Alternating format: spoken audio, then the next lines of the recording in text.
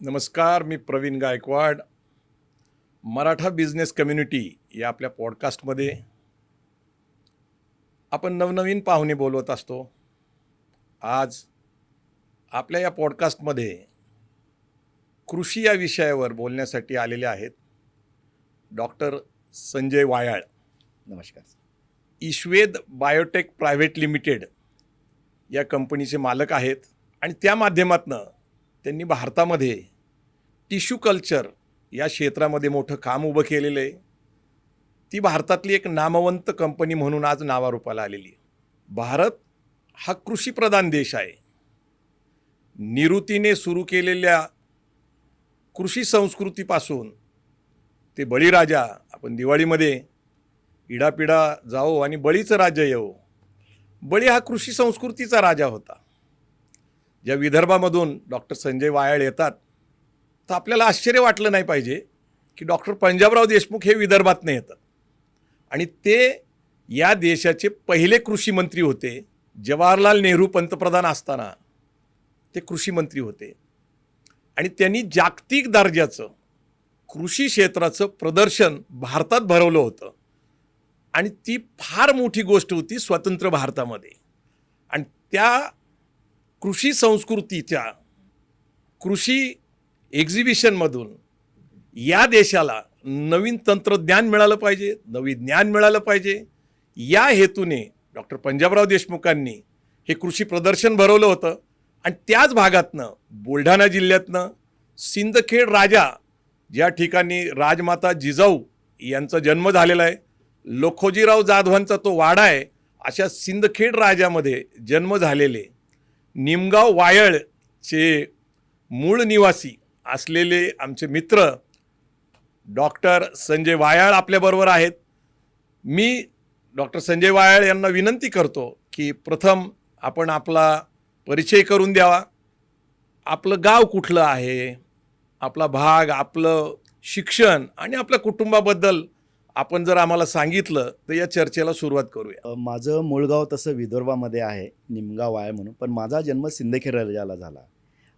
माझे वडील भानुदास सकाराम वायाळ आणि आई सौ शालूबाई वायाळ, तिथे माझे वडील कोऑपरेटिव्ह सेक्टरमध्ये नोकरीला होते आणि तिथे माझा जन्म झाला आणि 4थीपर्यंत शिक्षण पण माझं तिथेच झालं. जसं मी म्हटलं की आमचं मूळगाव निमगाव आहे. जरी माझं 4थीपर्यंत शिक्षण जरी सिंदखेड राजाला झालं, पण काही कारणास्तव वडिलांना ती नोकरी सोडावी लागली. म्हणजे तो खरेदी विक्री संघच आमचा बंद झाला. त्यामुळे परत आम्ही आमच्या गावी गेलो आणि माझं 5वी ते 7वीपर्यंतचं शिक्षण आमच्या गावीच झालं, निमगाव आहे इथे. आणि त्यानंतर 8वी ते 10वीचं शिक्षण किनगाव राजाला नूतन माध्यमिक विद्यालय आहे, तिथे माझं शिक्षण झालं. शिक्षणाविषयी थोडंसं जर सांगायचं झालं तर माझं सर्व शिक्षण 7वीपर्यंत झाडाखालीच झालं, कारण माझ्या गावामध्ये शाळा नव्हती. तर एक छोटीशी शाळा आणि ती गोठ्यामध्ये भरायची आणि तिथेच माझं 5वी ते 7वीपर्यंतचं शिक्षण झालं. त्यानंतर जे किनगाव राजा गाव आहे ते 10 किलोमीटर माझ्या गावापासून आहे आणि त्या काळामध्ये रस्ताही नव्हता, तर गाडी वाहनं तर हा काही प्रकार नव्हताच आहे. त्यामुळे दररोज 10 किलोमीटर पायी जाणे आणि 10 किलोमीटर पायी येणे हा एक प्रवास माझा 8वी ते 10वीपर्यंतचा तिथे झाला. त्यानंतर शिक्षणाच्या दृष्टीने मला असं नेहमी वाटायचं की आपण मोठ्या शहरात जावं, चांगलं उच्च दर्जाचं शिक्षण घ्यावं, परदेशात जावं. जसा तो किस्सा तुम्ही ऐकलाच आणि बोललात की लहानपणी जेव्हा मी 5वीत होतो तेव्हा मी शेतात जाताना विमान बघितलं आणि माझ्या लक्षात असं आलं की एकदा तरी या विमानात बसायचं. तर आमचे गुरुजी होते त्यावेळेस, हनुवते सर म्हणून. तर त्यांना मी सांगितलं की सर मला ना एकदा या विमानात बसायचं आहे, तर त्यासाठी काय केलं. तर शिक्षक असतात, त्यांच्या असं लक्षात आलं की हा खरोखर आपल्या जाळ्यात आता आला, तसाही अभ्यास कमी करतो, त्याच्याकडनं अभ्यास करून घ्यावा. आणि त्या माध्यमात त्यांनी सांगितलं हे विमान अमेरिकेला जातं ना, अमेरिकेला जाण्यासाठी खूप मेहनत करावी लागते, खूप अभ्यास करावा लागतो. आणि खरी माझी मला असं परदेशात जाण्याचं किंवा एक मोठी भरारी घेण्याचं जे स्वप्न आहे ते तेव्हा तिथं पडलं आणि त्या दृष्टीने मी माझा अभ्यास सुरू केला. वडील काय करत होते, शेती वगैरे कसं? हां, माझे वडील तसे आमच्याकडं जेमतेम 3 एकर शेती. तर माझ्या 3 एकर कोरडवाहू का? कोरडवाहूच म्हणायची, कारण हो. विदर्भामध्ये त्यावेळेस अशी सिंचनची काही अशी व्यवस्था नव्हती, त्यामुळे कोरडवाहू शेती होती. पण मी जसं म्हटलं की माझे वडील कोऑपरेटिव्ह सेक्टरमध्ये नोकरी काय ती छोटीशी नोकरी होती, पण त्यानंतर आम्ही शेतीच केली. म्हणजे लहानपणी आमची शेती सांभाळून मी आमच्या गावातल्या बऱ्याचशा शेतामध्ये ॲज अ मजूर म्हणून पण काम केलं. मजूर म्हणून काम केलं. हो, आईसोबत मी शेतात जायचो. एवढंच काय की मी जसं सांगितलं तुम्हाला की 11वीला मी जिजामाता विद्यालय सिंदखेड राजाला गेलो, पण फक्त खाली माझ्याकडे 500 रुपये फी भरायला नाही म्हणून मी 12वीला ड्रॉपआउट राहिलो. हो. हां, आणि परत परीक्षा दिली नाही 500 रुपये दिली. नसल्यामुळं. नसल्यामुळे बापरे. त्यामुळे मी परत आमच्या गावी गेलो आणि मग मी त्या वर्षभराच्या काळामध्ये 2 कामं केली. एक तर थ्रेशर ज्याला मळणीयंत्र म्हणतात ते 6 महिने चालवलं हो. आणि त्या काळात आम्ही बकऱ्या पण घेतल्या, काही शेळ्या, आणि त्या शेळ्या पण मी सांभाळल्या आणि वर्षभर ते केल्यानंतर परत 12वीला आलो. आणि जसं मी म्हटलं की सायन्सला होतो मी, 11वी सायन्सला, पण 12वी सायन्सला माझ्या असं लक्षात आलं की 12वी सायन्स जर घेतलं तर ट्युशन लावावं लागतं आणि ट्युशनला पैसे नाही, म्हणून मी 12वी आर्ट्समध्ये केलं. हो, म्हणजे पैसे नसल्यामुळं हो तुम्हाला 12वीची परीक्षा एकदा देता आली नाही, हो सायन्सला जाता आलं नाही. नाही, मग बरोबर. पुढं काय नेमकं शिक्षण केलं तुम्ही? त्यानंतर जसं मी म्हटलं की माझ्या असं डोक्यात आलं की काही करून परदेशात जायचं, हो. आणि परदेशात जायचं तर इंग्रजी यायला पाहिजे, हो. हा महत्त्वाचा मुद्दा आहे. तर त्यानंतर मी 12वी आर्ट्स हे चिखलीमधनं केलं आणि त्यानंतर मी असं ठरवलं की आपल्याला ग्रॅज्युएशन ते इंग्रजी माध्यमातनं करायचं आहे. तर मी देवगिरी कॉलेज औरंगाबादला इथं BA इंग्लिश लिटरेचरला ॲडमिशन हो. घेतलं. आणि तुम्हाला थोडासा किस्साही सांगतो. त्यावेळेस आमचे गावचे एक प्राध्यापक निलक सर म्हणून होते, आता ते ह्यात नाही आहेत, तर ते मला ॲडमिशनला घेऊन गेले देवगिरी कॉलेजला. आणि त्यानंतर ते गेल्यानंतर त्यांच्या असं लक्षात आलं की तुला काही ॲडमिशन भेटणार नाही, कारण तुम्हाला सांगायला काही हे नाही की मी 10वीला आणि 12वीला मला इंग्रजी विषयामध्ये 35च मार्क पडलेले आहेत. नाही, 35 मार्क किती महत्त्वाचे असतात, कारण 10वीमध्ये सर्व विषयामध्ये हो. शरद पवार साहेबांना 35% मार्क मिळाले होते आणि त्यावेळेस बारामतीत असं सांगितलं जायचं की ज्याला 35%च मार्क पडतील त्याला सायकल मिळेल. आता ह्या सायकलवरनं मला आठवलं की 7वीमध्ये सायकलचा विषय तुमच्याशी काही संबंधित आहे. काय हो. नेमका विषय तो सायकलचा? जेव्हा मी 7वीत असताना, जसं मी म्हटलं की आम्ही किनगाव राजाला शाळेत जायचो आणि आमच्या गावात कोणाकडेही सायकल नव्हती किंवा इतके दूर पायी प्रवास होता, तर मला 7वीत असताना मी स्कॉलरशिपची एक्झाम पास झालो आणि त्यावेळेस मला 700 रुपये ॲज अ स्कॉलरशिपच्या माध्यमातून भेटले. बरं बरं. तर ती विभागीय लेवलला परीक्षा व्हायची आणि मी एकटाच पास झालो. त्याची तुम्हाला स्टोरी सांगतो की जेव्हा ती परीक्षा होती तालुक्याच्या ठिकाणी, असं म्हणजे सिंदखेड राजाला, लिटरली माझ्याकडं फाटलेली पॅन्ट होती आणि त्यामुळे मी माझ्या मित्राचीच, त्याचं नाव फक्त सांगत नाही आहे, त्या मित्राचीच पॅन्ट घालून तिथं गेलो सिंदखेड राजाला. त्याचे वडील गुरुजी होते बरं. आणि तिथं परीक्षा वगैरे झाली, रस्त्यात आमची भांडणं झाली आणि त्यांनी माझी पॅन्टसुद्धा काढून घेतली, ती अच्छा. हाफ चड्डी. हो. मग आमच्या गुरुजींनी जे उपरणं म्हणतात ते हो. दिलं मला आणि विदर्भात तिथनं- उपरणं कायम असतं. कायम असतं. हां, हो. तर ते उपरणं बांधून मी गावी वगैरे आलो आणि ती स्कॉलरशिपची एक्झाम पास झाल्यानंतर मला 700 रुपये जेव्हा भेटले, त्यावेळेस आमच्या गावामध्ये माझा सत्कार ठेवण्यात आला. त्यावेळेस आमचे विद्यमान आमदार, म्हणजे त्यावेळेस ते आमदार केला उभे होते, डॉक्टर राजेंद्र शिंगणे, हो. आणि बऱ्याच वेळा आता 4 वेळा मिनिस्टर राहिले, तर त्यांनी मला 100 रुपयाचे गिफ्ट दिले. अच्छा. आणि वाघोजी नाईक म्हणून त्यावेळेस सभापती होते, त्यांनी मला 100 रुपये दिले. अच्छा. असे माझ्याकडे 900 रुपये झाले. त्यामध्ये 700 रुपयामध्ये मी ॲटलास कॉपको नावाची सायकल आणली. त्यावेळेस 22 आणि 24 नंबरची अशी सायकल असायची, तर ती 22 नंबरची छोटी सायकल मी आणली थोडीशी, आणि त्यातनं 30 रुपयाची आईला चप्पल आणली आणि मग घरी थोडंसं भावंडांना, काही मित्रांना काय आणता येईल, थोडीशी पुस्तकं, अशी ती खरेदी केली. एकीकडं सायकलची प्रेरणा हो आणि दुसरीकडं विमानात बसण्याची प्रेरणा. हो म्हणजे उच्च दर्जाचं शिक्षण घेतलं पाहिजे, विमानात प्रवास केला पाहिजे, हो. हे नेमकं कुठून आलं? काय नेमकं तुम्हाला, म्हणजे एकीकडं सायकल तुम्ही 7वीत घेताय, 5वीमध्ये विमानात बसायचं स्वप्न बघताय, नेमकं तुमचं आयुष्य कसं चाललं होतं? माझं असं मत आहे सर की प्रत्येकाकडं स्वप्न असतात प्रत्येकाच्या मनात, पण त्या स्वप्नाला बळकटी देणारा, त्या स्वप्नाला पंख लावून देणारा उंच कोणतरी भरारी घ्यायची घ्यायची होती आणि त्याला कोणतरी पाहिजे. जसं मी म्हणलं की हनवते सर होते, त्यांनी सांगितलं आणि तिथनं तो एक स्पार्क आला जीवनामध्ये की नाही, आपल्याला आता काहीतरी करायचं आणि अमेरिकेच्या दिशेने कूच करायचं, म्हणजे परदेशात जायचं. त्यावेळेस परदेशात जायचं म्हणजे अमेरिकेत जायचं आणि थोड्या स्टोरी असायच्या की अमेरिकेत गेल्यानंतर खूप पैसे भेटतात, अच्छा. माणूस खूप श्रीमंत होतो. हो. तर म्हणजे खरं सांगायचं, अमेरिकेत जाऊन फार काही मोठं करायचं असं नाही, फक्त आपली जी गरिबी दूर करता येईल का आपल्याला, त्यासाठी परदेशात जायचं हे स्वप्न त्यावेळेचं होतं. मग शिक्षण काय काय घेतलं? डिग्री मग कुठल्या कुठल्या त्यानंतर घेतल्या? मी जसं म्हटलं की देवगिरी कॉलेजला BA इंग्लिश लिटरेचर केलं. तर BA इंग्लिशला मी जेव्हा ॲडमिशन घेतलं, तुम्हाला सांगतो 6 महिने मला एकही शब्द समजायचा नाही, कारण माझं सगळं शिक्षण इंग्लिश मराठी समजतच नव्हतं. नाही, समजतच नाही, कारण मराठी माध्यमातून माझं सगळं शिक्षण झालेलं. इंग्रजीमध्ये जेमतेम मार्क पडलेले.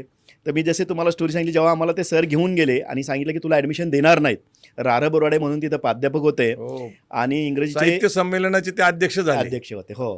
आणि खूप इन्स्पायरिंग पर्सनॅलिटी होती आणि प्राध्यापक देशमुख आणि प्राध्यापक नरवाडे हे इंग्रजी शिकवायचे. तर त्यांनी सांगितलं की याला ॲडमिशन बिलकुल देणार नाही. अच्छा. तर आमचे सर म्हणले नाही तो तसा हुशार आहे, पण इंग्रजीच्या विषयाला ज्या दिवशी पेपर होता त्याला ताप आलेला होता म्हणजे त्यामुळे कमी मार्क्स पडले, तसा तो फार हुशार आहे. अच्छा. तर सर असतात ते म्हणजे काही हरकत नाही, मग मी तुला काही प्रश्न त्यांनी मला अम्ब्रेला आणि एक्झामिनेशनचं स्पेलिंग विचारलं आणि मला लिटरली आलं नाही. अच्छा. तरी मास्तर असतात ते म्हणजे अरे याला बिलकुल घेऊ नका, याला काहीच येत नाही म्हणे, त्याला हाकलून द्या म्हणे. तेव्हा सर असे बोलायचे ना. अच्छा. तर ते आमचे प्राध्यापक निलक म्हणले तसं नाही सर, तो घाबरला म्हणे, तुम्हाला पहिल्याच वेळेस शहरात आला, तो घाबरला, तसा फार हुशार आहे. तर म्हणे तुझ्या शब्दावर याला ॲडमिशन देतो. वा. आणि ॲडमिशन दिल्यानंतर 6 महिने मला काहीच कळायचं नाही की इंग्रजीत बोलतात काय, तिथलं ते कल्चर ते. पण असं करत करत मी BA इंग्लिश कंप्लीट केलं. पण BA इंग्लिश केल्यानंतर मी जेव्हा पासआउट झालो तेव्हा मला असं कळलं की अमेरिकेला फक्त डॉक्टर आणि इंजिनियर जातात किंवा असे प्रोफेशनल डिग्रीचे लोक जाताना, आपण तर आता काही करू शकत नाही. अच्छा. एक तर आपण आर्ट्स केलं आणि त्यावेळेस कॉम्पिटेटिव्ह एक्झामची फार तयारी करायची मित्र. बरोबर. तर एकेकाळी मला असं वाटलं की ट्रॅक चुकला का किंवा काय नाही, पण माझं ध्येय ठरलं की मला तिकडेच जायचं. म्हणजे मग तुम्ही कॉम्पिटेटिव्ह एक्झाम बाबतीत विचार केला, मग काही प्रयत्न केले, काही क्लासेस वगैरे लावले? नाही, मी क्लासेसही लावले नाही आणि प्रयत्नही केले नाही, कारण मी थोडंसं स्वतःला सेल्फ ॲनालिसिस केल्यानंतर असं कळलं की नाही, मला परदेशात जायचं आहे आणि मी जे लहानपणी 5वीत जे स्वप्न बघितलं त्याच स्वप्नाच्या मागे धावायचं. तर मी आपला हा पिंडने आपण काही जाणार नाही.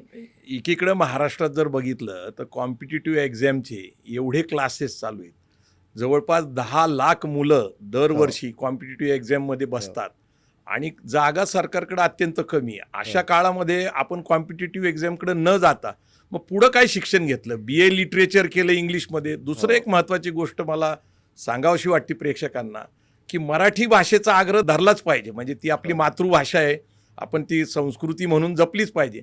पण इंग्रजी भाषा महत्त्वाची आहे असं तुम्हाला ग्रामीण भागामध्ये राहून का वाटलं? हे एक महत्त्वाचं आहे, कारण एकीकडं आपल्याकडं मराठीचं आंदोलन चालवलं जातं. आता सध्या हिंदी नको म्हणून एक आंदोलन सुरू आहे आणि त्याला आपण विरोध करतोय. म्हणजे तुम्हाला किती महत्त्वाचं वाटतं की शालेय जीवनामध्ये इंग्रजी भाषा असेल, जर्मन भाषा असेल, स्पॅनिश भाषा असेल, फ्रेंच भाषा असेल, ह्या शिकवल्या पाहिजेत का? तुम्हाला काय वाटतं नेमकं? आणि नक्की तुम्ही पुढं शिक्षण काय घेतलं? मी तुमच्या मताशी 100% सहमत आहे की मराठी भाषेचा ध्यास असलाच पाहिजे. आपली मातृभाषा आहे ती शिकलीच पाहिजे. पण जर आपल्याला जगात जायचं असेल, जगामध्ये जर भ्रमण करायचं असेल, तर आपल्याला डिफरंट मल्टी भाषा ह्या आल्याच पाहिजे. नाही, इंग्रजी ही ज्ञान भाषा आहे. करेक्ट.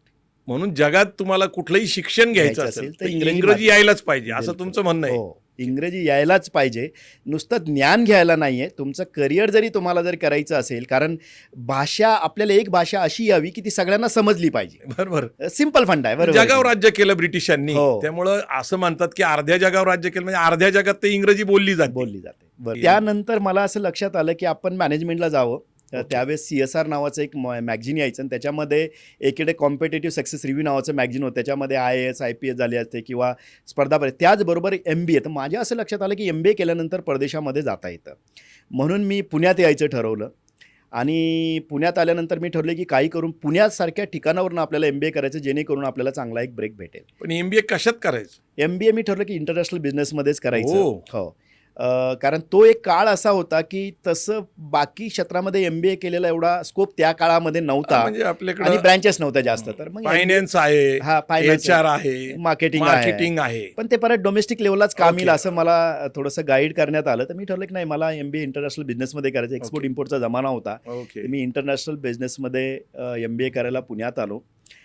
इथंही कष्ट कमी नव्हते, कारण पुण्यात मी जेव्हा फर्स्ट टाइम आलो तर एवढ्या मोठ्या शहरात मी कधीच नाही आलो. कॉर्पोरेशनला उतरलो दादा, तुम्हाला सांगतो. फर्स्ट टाइम एवढ्या बसेस मी बघितल्या. आणि माझी परिस्थिती अशी, गावाचा विद्यार्थी, तो एक पोतं असतं ना, पोत्यात सगळं सामान भरलेलं, आणि इथं यायचं कोणतरी सहारा पाहिजे म्हणून आळंदीला आमचे एक महाराज राहायचे आणि ते आमच्या इकडे सप्ताह वगैरे करायला यायचं. मला काय नाव त्या महाराजांचं? त्यांचं निवृत्तीनाथ महाराज होतं. निवृत्तीनाथ वायाळ म्हणूनच महाराज होते. बरोबर, वायाळ महाराज होते. लहानपणी आळंदीला आले आणि इथं राहिले. आणि मला असं वाटायचं की बा, पुण्यात जर सगळ्यात मोठा माणूस असेल तर महाराजच आहे, कारण त्याच्यापेक्षा दुसरा माणूसही मला माहिती नव्हता. पण तुम्ही कीर्तनकार होण्याची शक्यता पण झाली असती त्यांच्या घरी राहिला. हा, पण परत तो फोकसच. त्यानंतर मी असं ठरवलं की राहायचं कुठं, तर आळंदीला जायचं. तर तुम्हाला मी सांगतो की मला जवळपास 2-3 तास बसच पकडता नाही आली. बापरे, एवढं मोठं पोतं. कधी लोक खाली ढकलून द्यायचे पोतं घेऊन, ती गर्दी. किती साल आहे तुम्हाला आठवतं? हे सर 1996 सालची गोष्ट. 96? हो, 96ला मी पुण्यात आलो आणि पुण्यात फर्स्ट टाइम मी आलो कॉर्पोरेशनला.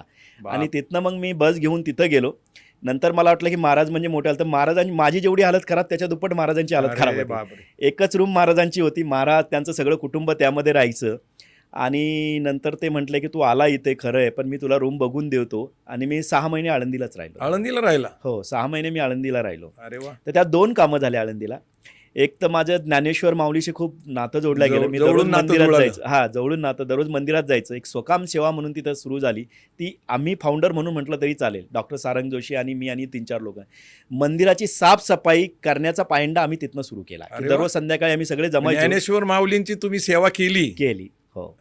हे माऊलींचं वैशिष्ट्य असं आहे की त्यांनी गीता प्राकृतमध्ये आणली आणि त्याला ज्ञानेश्वर म्हटली. करेक्ट. गीता हे ज्ञान आहे. हो. भारताच्या प्रत्येक नागरिकाला गीता समजली पाहिजे. हो. आणि संस्कृतमधली गीता ही ज्ञानेश्वरी म्हणून प्राकृतमध्ये आली, सर्वसामान्यांना समजली. हो. त्या माऊलींची तुम्हाला सेवा करता आली. हो. पुढं तुम्ही MBA इंटरनॅशनल बिझनेसमध्ये करून परत अजून काही डिग्री घेतली का? काय झालं, मी जेव्हा MBA करायला आलो तर मी असं ठरवलं की मला MBA जे करायचं टॉपमोस्ट इन्स्टिट्यूटमधनं करायचं, IIM सारख्या वगैरे एक्झाम.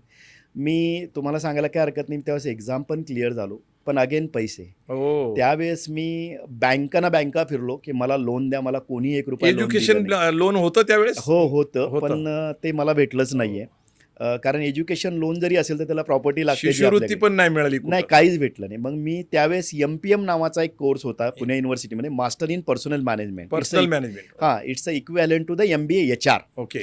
तर तो मी केला आणि दुसऱ्या वर्षी मला चांगल्या कॉलेजला ॲडमिशन भेटलं. कुठल्या कॉलेजला? मी एक कॅनेडियन स्कूल होतं, CSM IGS म्हणून, कॅनेडियन स्कूल ऑफ मॅनेजमेंट. खूप टॉपचं स्कूल होतं. त्या काळामध्ये मला तिथे ॲडमिशन भेटलं. सिम्बायोसिसची ती ब्रँच होती तसं जर पाहिलं तर. जॉर्ज जुडा म्हणून आणि गिरी दुवा, दे वर फाउंडर. हो. हां, ते एकच पार्ट होता. तर तिथे ते माझं MBA वगैरे झालं. MBA झाल्यानंतर माझ्या असं लक्षात आलं की परत जर आपल्याला परदेशात जायचं असेल तर माझी पर्सनॅलिटी हे किती सगळं उंची काही आहे मॅच होत तुमची? नाही. उंची किती आहे? उंची माझी 5.5 इंच आहे. 5.5. हां, पण विचार मात्र एकदम उंच आहेत. धन्यवाद. भरारी आहे तुमची सारखी. तर त्यावेळेस तो तसा इश्यू झाला. पर्सनॅलिटीचं काय वाटायचं तुम्हाला? मला डिप्रेशन पर्सनॅलिटी, यायचं? हो, पर्सनॅलिटी फेअर याच्यामुळे मला असं वाटायचं की मी जेव्हा इंटरव्ह्यूला जायचो आणि हो. स्पेशली मॅनेजमेंटमध्ये एक काळ असा होता की तुमची पर्सनॅलिटी मॅटर्स. आणि पर्सनॅलिटीचा अर्थ असा होता की हट्टा-कट्टा लंबा माणूस, अमिताभ बच्चन सारखा असा त्याला ते जॉब भेटायचे. कारण अमिताभ बरीचशी- बच्चन सुद्धा दूरदर्शनवर जॉब मागायला गेले हो. तर त्यांचा आवाज आवाज- घोगरा होता हां.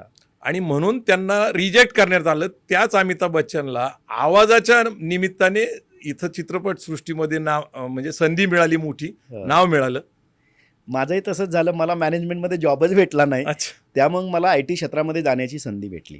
अच्छा. IT मग तुम्ही पुण्यात काय केला जॉब? नाही, पुण्यात मी 6 महिने जॉब केला आणि मला फायनान्सलाच HSBCमध्ये चांगला जॉब लागला होता. अच्छा.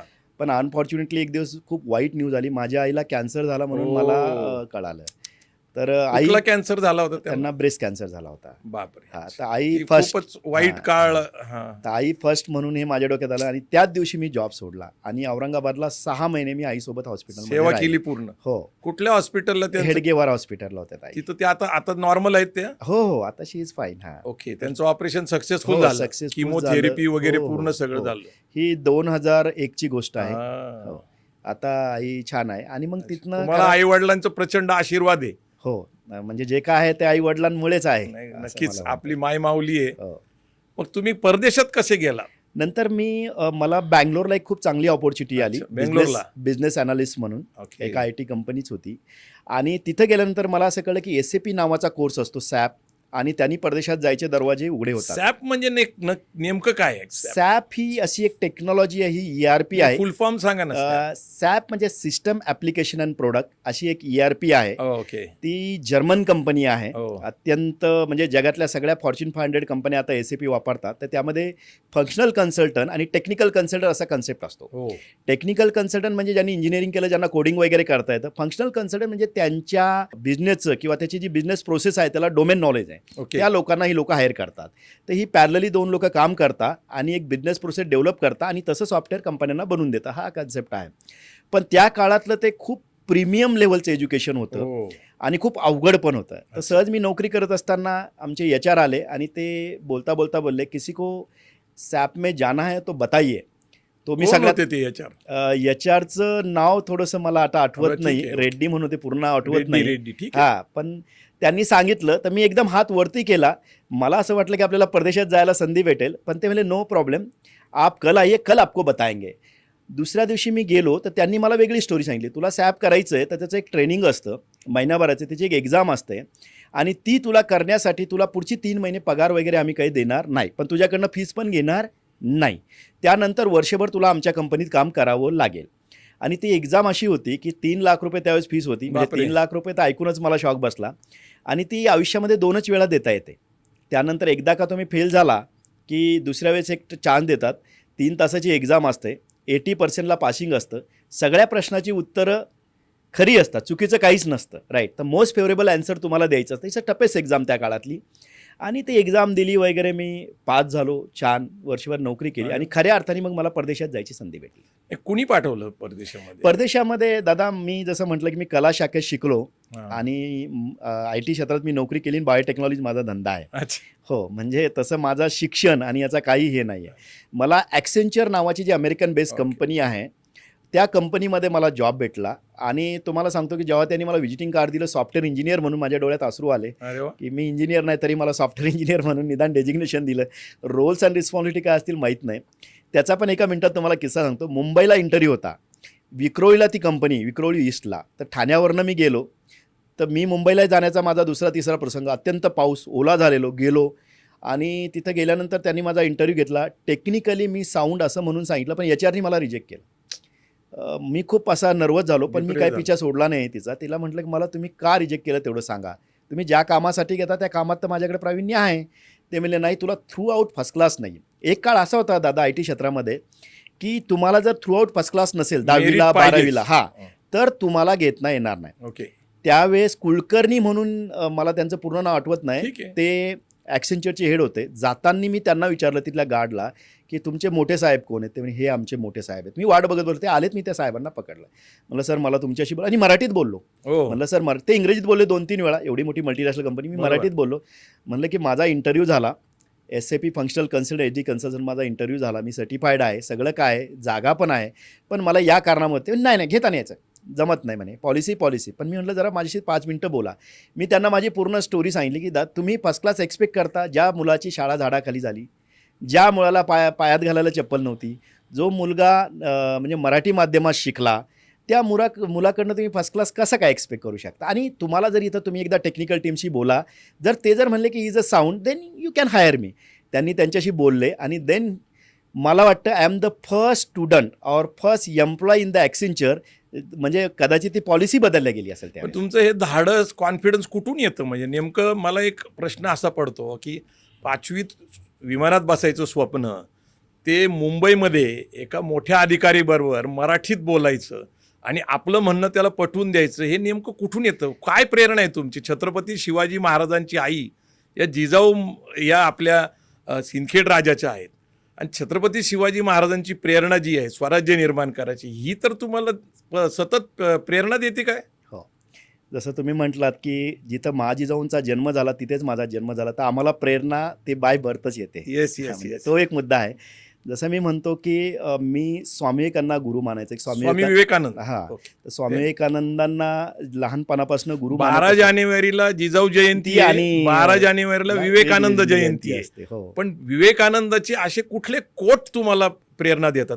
कोट काही आहेत का की ज्याच्यातनं तुम्हाला प्रेरणा मिळते? काही वाक्य? हां, जसं की विवेकानंदांचं एक वाक्य मला खूप आठवतं की आपलं जे काय ध्येय आहे किंवा आपल्याला जे काय गोल आहे, तो गोल तुम्ही स्वतःच्या मनामध्ये इतका बिंबवा की तुमच्या रक्ताची जी नस म्हणतात ते नस बोलली पाहिजे की दिस इज माय गोल. अरे वा. आणि ते जर तुम्ही केलं, साध्य केलं, तर तुम्हाला जी इनर एनर्जी येते, म्हणजे स्वामी विवेकानंद तुम्ही जर बघितलं की स्पिरिच्युअलिटी कम जे मोटिवेशनल असायचे स्वामी विवेकानंद, तर ती क्वालिटी ती ऑटोमॅटिकली आपल्यामध्ये येते आणि तुम्ही त्या गोलकडे जातात. पण विवेकानंद सुद्धा अमेरिकेला गेले होते. हो शिकागोचं त्यांचं प्रसिद्ध भाषण आहे. हो, शिकागोला आपण गेला होता? शिकागोला मी गेलो, पण अनफॉर्च्युनेटली आणखी एक तुम्हाला मी सांगतो, मी मॅक्सिमम मठामध्ये गेलो स्वामी विवेकानंदांच्या. कुठल्या? कलकत्त्याला? कलकत्त्याला गेलो, नंतर गुजरातमध्ये असेल, कुठेही असेल समजा, मी जात असतो ज्या शहरात, पण मी अजून कन्याकुमारीला गेलो नाही. नाही, कन्याकुमारीला तुम्ही जाताल निश्चित. हो. मला एक प्रश्न विचारायचा आहे की तुमचं विमानात बसण्याचं स्वप्न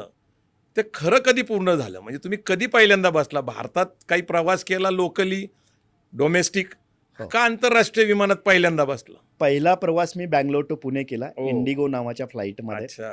ज्यावेळेस मला ॲक्सेंचरमध्ये नोकरी भेटली आणि ती नोकरी जॉईन करण्यासाठी योगायोग तुम्हाला मी सांगतो की मला नोकरी भेटली. ज्या दिवशी मला नोकरी भेटली त्याच्या 3 ते 4 दिवसानंतरच पहिलं ॲक्सेंचरचं सेंटर आपलं मगरपट्टा सिटीमध्ये सुरू केलं. अरे वा. हां, तर जे नोबेल हॉस्पिटल आहे पहिल्या बिल्डिंगमध्ये Yes, आम्ही 2 एक महिने होतो. नंतर मगरपट्ट्यामध्ये शिफ्ट झालं. तर योगायोग मला तिथंच भेटलं आणि मी जेव्हा जॉईन करायचं तर मी त्यांना सांगितलं की मी बँगलोरला आहे, मला पुण्याला यायचं. तर ते म्हणे तुम्ही कधी येणार वगैरे असं, आणि त्यांनी विमानाचं तिकीट मला पाठवून दिलं. अच्छा. तर फर्स्ट टाईम मी विमानामध्ये ॲक्सेंचर ज्या कंपनीत जॉईन झालो तर बँगलोरवरनं पुण्यात येण्यासाठी आलो. आणि तिथंही तुम्हाला सांगतो मला बोर्डिंग पास माहिती नाही, मला हे नाही. तर माझ्याकडे तिकीट आहे, मला वाटलं मी डायरेक्ट तिथं गेलो. माझा अजून अनुभव आठवतो जेव्हा सिक्युरिटी चेकला त्यांनी बघितलं, चलो भागो बोला यहाँ से आपका बोर्डिंग पास लेके आ जाओ. तर मला असं वाटलं की ज्या कंपनीने मला तिकीट पाडलं त्याचे पैसे नाही भरले, माझ्याकडे पैसे नाही काय. मी त्याला विचारलं किती पैसे भरावे लागतील. ते म्हणले पैसे भरायचे, पैसा देने की जरूरत नहीं, आप वो जा, वो साहब आपको बताएंगे. मग एकाने मला बोर्डिंग पास काढून दिला आणि तो बोर्डिंग पास घेऊन मी पुण्याला. तो बोर्डिंग पास अजून आहे का तुमच्या बरोबर? नाही आहे खरं नाही, म्हणजे खरं तर ती आठवण ठेवली ठेवली पाहिजे. पाहिजे. पण काय वाटलं ज्यावेळेस पहिल्यांदा विमानात बसला, विमानाने उड्डाण घेतली आणि खरंच तुम्ही भविष्यात एवढी मोठी उड्डाण घेतलं असं तुम्हाला त्यावेळेस वाटत होतं का? तुम्हाला खरं सांगतो माझ्या डोळ्यातनं खूप अश्रू आले की अरे. मी पहिल्या वेळेस विमानात बसलो. त्याची 2 कारणं आहे. एक तर औरंगाबादला विमान यायचं म्हणून 7वीत असताना वडील मला औरंगाबादला विमान बघायला घेऊन गेले. बापरे. त्यांचे विमान मित्राच्या बघण्यासाठी जात बघण्यासाठी हा. त्या चिकलठाणा एअरपोर्टला. आणि 2-3 दिवस विमान आलंच नाही. अच्छा. हां, म्हणजे त्या दररोज मी काळामध्ये सकाळी विमानांची frequency कमी फ्रिक्वेन्सी होती. आणि कॅन्सल पण व्हायची. कॅन्सल व्हायचं. तर मी त्या भिंतीवर बसायचो दिवसभर, विमान आलं परत घरी यायचो आणि विमान आलं पण 3 दिवसानंतर विमान आलं. तर तो प्रसंग माझ्या डोळ्यासमोर आला.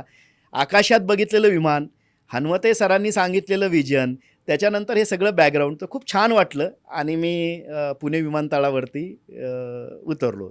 पण अमेरिकेला कधी गेला पहिल्यांदा? अमेरिकेला मी 2006 साली झालो. कुठल्या शहरात गेला तुम्ही? मी पहिलं अमेरिकेला जे गेलो ते डेट्रॉईट नावाचं शहर आहे. अच्छा. तर जनरल मोटर्स नावाच्या कंपनीच्या प्रोजेक्टसाठी मला अपॉर्च्युनिटी भेटली आणि मग मी डेट्रॉईटला गेलो आणि तिथं मग एलेला गेलो, मग बाकी मग तर अमेरिकेत एले बरंच म्हणजे फिरलोय. Los Angeles. हां, तिथे मला असं कळालं की तुम्ही तिथं सुद्धा बाईक घ्यायचा आणि हो. प्रवास करायचा. हो. म्हणजे तुम्ही अमेरिका जवळपास मोटर बाईकवर फिरलेला आहे. हो. काय नेमकं तुमची आवड आहे? कारण एक तर सामान्य कुटुंब, गरिबी एवढी, हो. आणि अमेरिकेत गेल्यानंतर बाईक हायर करायच्या, त्याच्यावरनं पूर्ण अमेरिका फिरायची. काय नेमकं तुमचं स्वप्न होतं? जसं मी म्हटलं की माझं नेहमी असं मत असतं की बिझनेसमॅन असो कोणी असो आपले छंद जोपासले पाहिजे. अच्छा, हा तुमचा छंद. हां, छंद तर म्हणजे एकीकडे सायकलचा प्रवास ते मोटर बाईक पर्यंत. Motor Great. बायकिंग करणे, Great. ट्रेकिंग करणे, हेल्थ कॉन्शियस असणे, हे सगळं लहानपणापासून आमच्या आजोबा असतील किंवा गावात जे आमच्या इथं जे एन्व्हायरमेंट होते त्यातनं आम्ही शिकत आलो. आणि बायकिंग हा माझा खरोखर छंद. तर हाफ ऑफ द वर्ल्ड मी बाईकवरती फिरलो बऱ्याच अर्ध देशामध्ये. जग फिरला. हो. कुठल्या मॅक्सिमम कुठल्या बाईक कंट्रीजमध्ये. वापरले तुम्ही? मी बऱ्याच, आता कसं की ऑफ रोडिंग असेल तर मग बुलेट वगैरे आम्ही इंडियात बुलेट, असेल, Leh Indian Ladakh bullet. Belt असेल, इंडियन बुलेट असेल, भूतानला तशा वापरल्या. पण जेव्हा आम्ही युरोप केला, आम्ही US मध्ये केलं किंवा other part of the world केलं, तर आम्ही स्पोर्ट बाईक ज्या आहेत ज्या 1200 सीसी पासून 1600 सीसीच्या बाईकवरती पण डुकाटी, दुकाटी हार्ली होती, Davidson, Harley BMW, Davidson, BMW, यामाची. यामाची, मला वाटतं मॅक्सिमम बाईक हायबुजा पण मी एक ट्रॅव्हल अरे केलेला वा, आहे. गुड. इवन पाय नाही टेकले तर खाली असं कठडा बघून वगैरे बसून उंचीमुळे पाय टेकत नाही नव्हते. टेकत ना ते बऱ्याचशा घोड्यासारख्याच बाईक असतात. हा, ते correct. BMW वगैरे हो, जर हो. बघितल्या, खूप हो. सुंदर बाईक आहेत अमेरिकेमध्ये. खूप सुंदर असतात. मलाही अमेरिकेला बऱ्याच वेळा जाता आलं. हो. नेमकं अमेरिकेमध्ये तुम्ही किती वर्ष होता आणि एखादा अनुभव, एखादा प्रसंग जो तुम्हाला आठवतो अमेरिकेतला, महत्वाचा प्रसंग? अमेरिकेमध्ये बघा ना की संकट कधी कधी पाठ सोडत नाही अशातला प्रकार आहे. मी जेव्हा अमेरिकेमध्ये माझ्या पहिल्या प्रोजेक्टसाठी गेलो आणि मला असं वाटलं की आता सगळं काही छान होईल, तिथून आम्हाला डोकोमो नावाच्या शहरात पाठवलं जिथे GM मोटरचं एक ऑफिस होतं. तिथं जनरल मोटर्स. जनरल मोटर्स, हां. तिथं गेल्यानंतर आमच्या असं लक्षात आलं की तिथले जे प्रोजेक्ट मॅनेजर होते तर त्यांनी मला स्पष्ट सांगितलं की ऑलरेडी आमची कंपनी बँक करप्सीला आलेली, तुम्ही इथं का हो. आलात? तर मला खूप भीती वाटली की आलं ना तर उद्या आपल्याला पाठवून देत आहे म्हणून.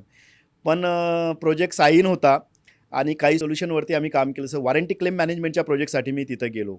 तर तिथं मग मी वर्षभर वगैरे राहिलो सुरुवातीला.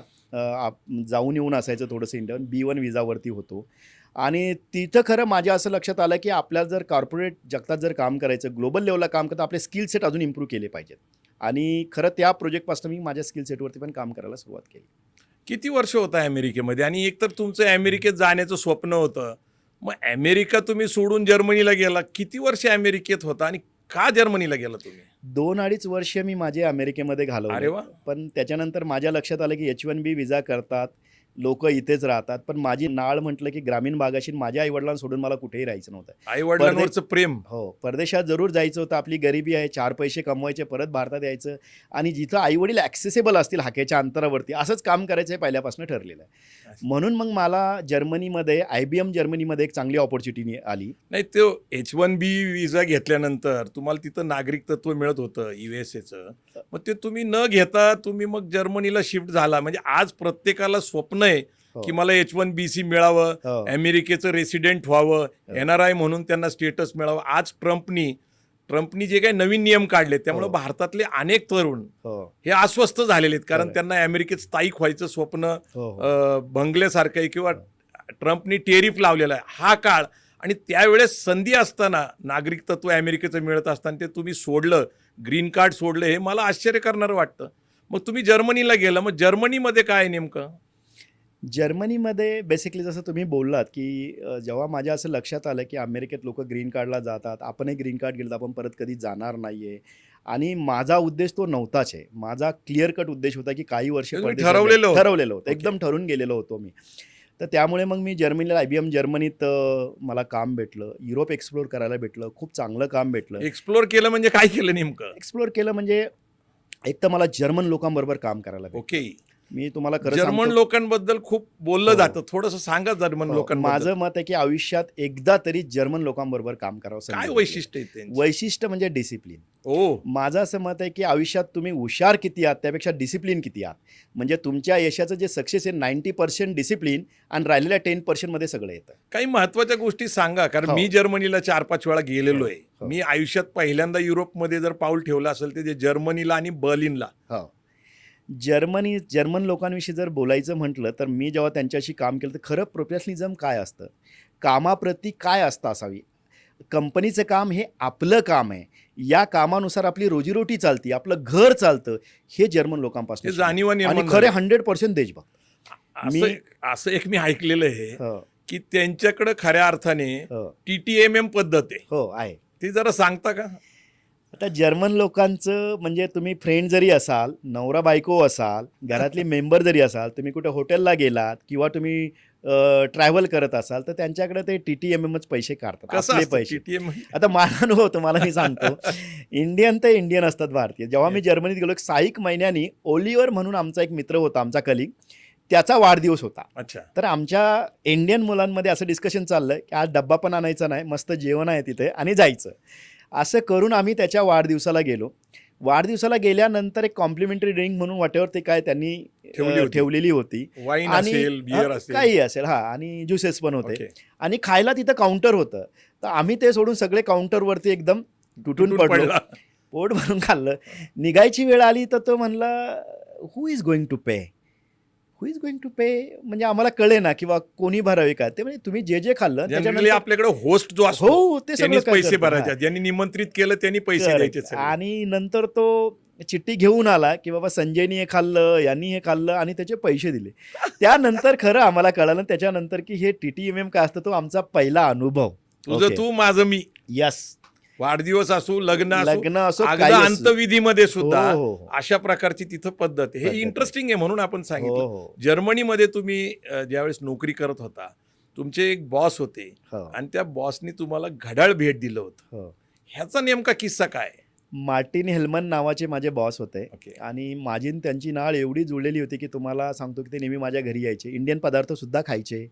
आणि माझ्या घरातलं साधं छोटं जरी काम, जर्मनचं आणखी एक तुम्हाला सांगतो, ते टूल बॉक्स घेऊन फिरतात.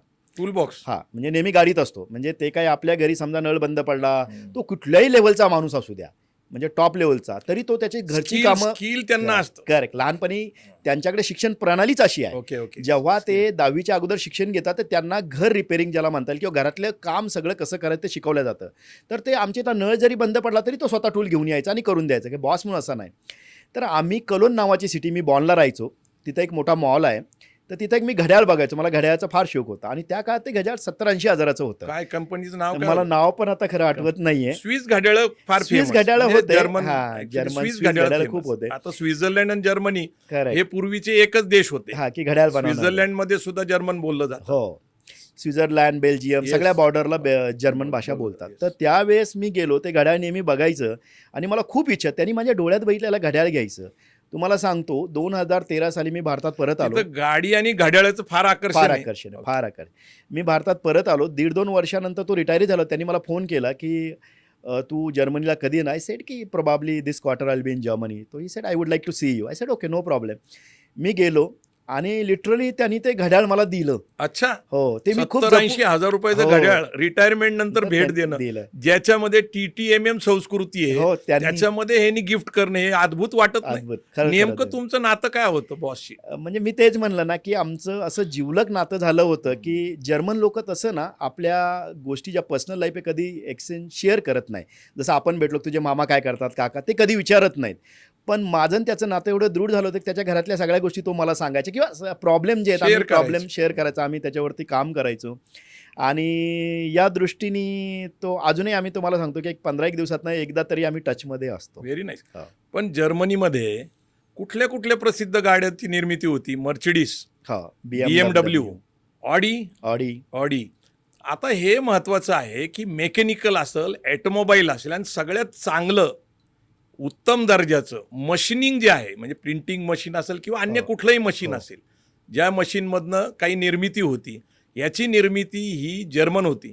कुठल्या शहरामध्ये सगळ्यात चांगलं आणि महत्वाचं एक्झिबिशन भरतं जर्मनमध्ये? ॲसेन नावाचं एक गाव आहे. अच्छा. तिथं खूप मोठ्या प्रमाणात आणि नॉट दरवर्षी ऑनली भरतं? दरवर्षी भरतात. सगळ्या प्रकारचे एक्झिबिशन भरतात आणि खरंच एकदा बघण्यासारखं आहे. पुन्हा तुम्ही गाड्यांचं नाव घेतलं, पण एअरबस पण जर्मनीतच बनवल्या जाते. एअरबस हो, एअरबस जे एअरक्राफ्ट आहे ते पण जर्मनीत बनवल्या जाते. टेक्निकली खूप साऊंड लोक आहेत, खूप साऊंड डिसिप्लिन लोक आहेत. यांच्याबरोबर तुम्ही शिकला, 6 वर्ष होता. मग 6 वर्षात तुमची जी जडणघडण झाली ती तुम्हाला भारतात कशी घेऊन आली? मला जसं त्याच्या अगोदर थोडंसं मी सांगतो, की जर्मन लोकं टेक्निकली एवढी साऊंड असतात आणि त्यांच्याकडे क्वालिटी पॅरामीटर्स खूप छान असतात. म्हणजे तुम्ही जर भारत आणि जर्मनीचं जर बघितलं, की 10,000 स्क्वेअर फीटची कंपनी असते आणि 100 देशामध्ये एक्सपोर्ट असतो. आपली इथं 100 एकरात कंपनी असते आणि 0 एक्सपोर्ट असतो. काय गोष्ट करता? म्हणजे ग्लोबली काय लागतं, ग्लोबल लेवलला काय पॅरामीटर असतात, त्याच्यावरती ते डे 1 पासनं काम करतात. ही खूप वाखाणण्यासारखी गोष्ट आहे. आता तुमचा जो प्रश्न आहे, की बाबा जर्मनी सगळं, म्हणजे मी लिटरली जर्मनीमध्ये सेटल झालो होतो. मोठ्या पगाराची, गलेलट्ट पगाराची नोकरी होती. सगळी स्वप्न माझी पूर्ण झालेली होती, तरी पण परत यायचं. जसं मी म्हटलं, की माझी गावाशी नाळ जुळली होती. मला लहानपणापासून नेहमी वाटायचं, की आपण आपल्या कम्युनिटीचं, समाजाचं काहीतरी देणं लागतो. आपल्याला ते ऋण पे फेडलं back to the society. Pay back to the society, number 1. Number 2, जसं मी म्हटलं, की माझी बहीण शिकली नाही, कारण आमच्या गावात शाळाच नसल्यामुळे मुलींना हे नाही. बिलकुल शिक्षण नाही. 4थी पास ओके. फक्त. हा, तर तो एक पेन त्यांचं नाव काय? बहिणीचं नाव? माझ्या बहिणीचं नाव मंगला. त्यांचं लग्न झालं? हो, लग्न झालं. दाजींचं मंगला नाव? ईश्वर सोळंके. हा, ते काय करतात? ते आता सगळं आहे, म्हणजे माझे बहीण, भाऊ, बहिणीचे भाचे, भावाचं नाव साले, काय? भाऊ अक्षय वायाळ. ओके. हा. तर ही सगळी आता ईश्वेदमध्येच आहेत. ईश्वेदमध्ये परिवारच आहे पूर्ण. सगळा परिवारच आमचा ईश्वेदमध्ये नोकरी करतोय आता. नेमकं मग तुम्ही आता इकडं धाडस केलं येण्याचं, तुम्ही तिथंच ठरवलं होतं टिश्यू कल्चर बायोटेकमध्ये जायचं, का इथं आल्यावर तुम्ही काही वर्ष 2 वर्ष काही गोष्टी केल्या? नाही, मी तिथं ठरवलं. काय झालं, की मी जेव्हा युरोप फिरत असताना आणि मला नेहमी असं वाटायचं, की शेती क्षेत्राशीच निगडीत काहीतरी करायचं. शेती खूप जवळून बघितली. जरी माझं ॲग्रिकल्चरमध्ये शिक्षण नाही, पण शेतीतला मजूर ते ॲग्रिकल्चर इंडस्ट्रीचा मालक, अशी माझी स्टोरी आहे. अच्छा. ओके, म्हणजे मी, माझी सीड इंडस्ट्री पण आहे, तुम्ही बोललात. तर सीड इंडस्ट्री 0 टू हिरो म्हणता येईल. असं 0 टू हिरो. हां, पण सीड इंडस्ट्रीमध्ये मी मजूर म्हणून खूप काम केलं. सीड इंडस्ट्रीचे प्लॉट आमच्याकडे असायचे आणि माझी स्वतःची सीड इंडस्ट्री पण आहे. अच्छा, म्हणजे आहे. मला हे असं आत्ता कळालंय की सिंदखेड राजा असेल, देऊळगाव राजा असेल, हे सीड हब आहे. सीड हब आहे. सीड कॅपिटल ऑफ एशिया म्हणतात आता याला. मायको कंपनी बरेच हो. गोष्टी तिथं हो. करते. म्हणजे हो. कसं असतं ते, शेतकऱ्यांकडून शेती भाडेतत्वावर घेतली जाते मायकोच्या वतीने, का स्वतः स्वयंप्रेरणेने शेतकरी ह्या अशा नाही, सीड्स उगवतात? आता कसं आहे सर, की भाड्यावर कोणी घेत नाही. अच्छा. मैको असेल, समजा ईश्वेद असेल, अजूनही काही कंपन्या असेल, अच्छा. बऱ्याचशा जैन कंपन्या इरिगेशन आहे. हो, जैन इरिगेशन सीडमध्ये काम नाही नाही करत. करत, पण बाकीच्या बऱ्याच कंपन्या, ओके. सिंजेंटा आहे, मॉन्सेंटो आहे, ओके. बेयर आहे, बऱ्याच कंपन्या आहेत ओके. आणि चांगल्या कंपन्या आहेत. तर सीडमध्ये काय असतं ना, की त्यांचे जे मेल आणि फिमेल, ज्याला पॅरेंट लाईन म्हणतात, हो. त्याला फाउंडेशन सीड म्हणतात, ते शेतकऱ्यांना दिलं जातं.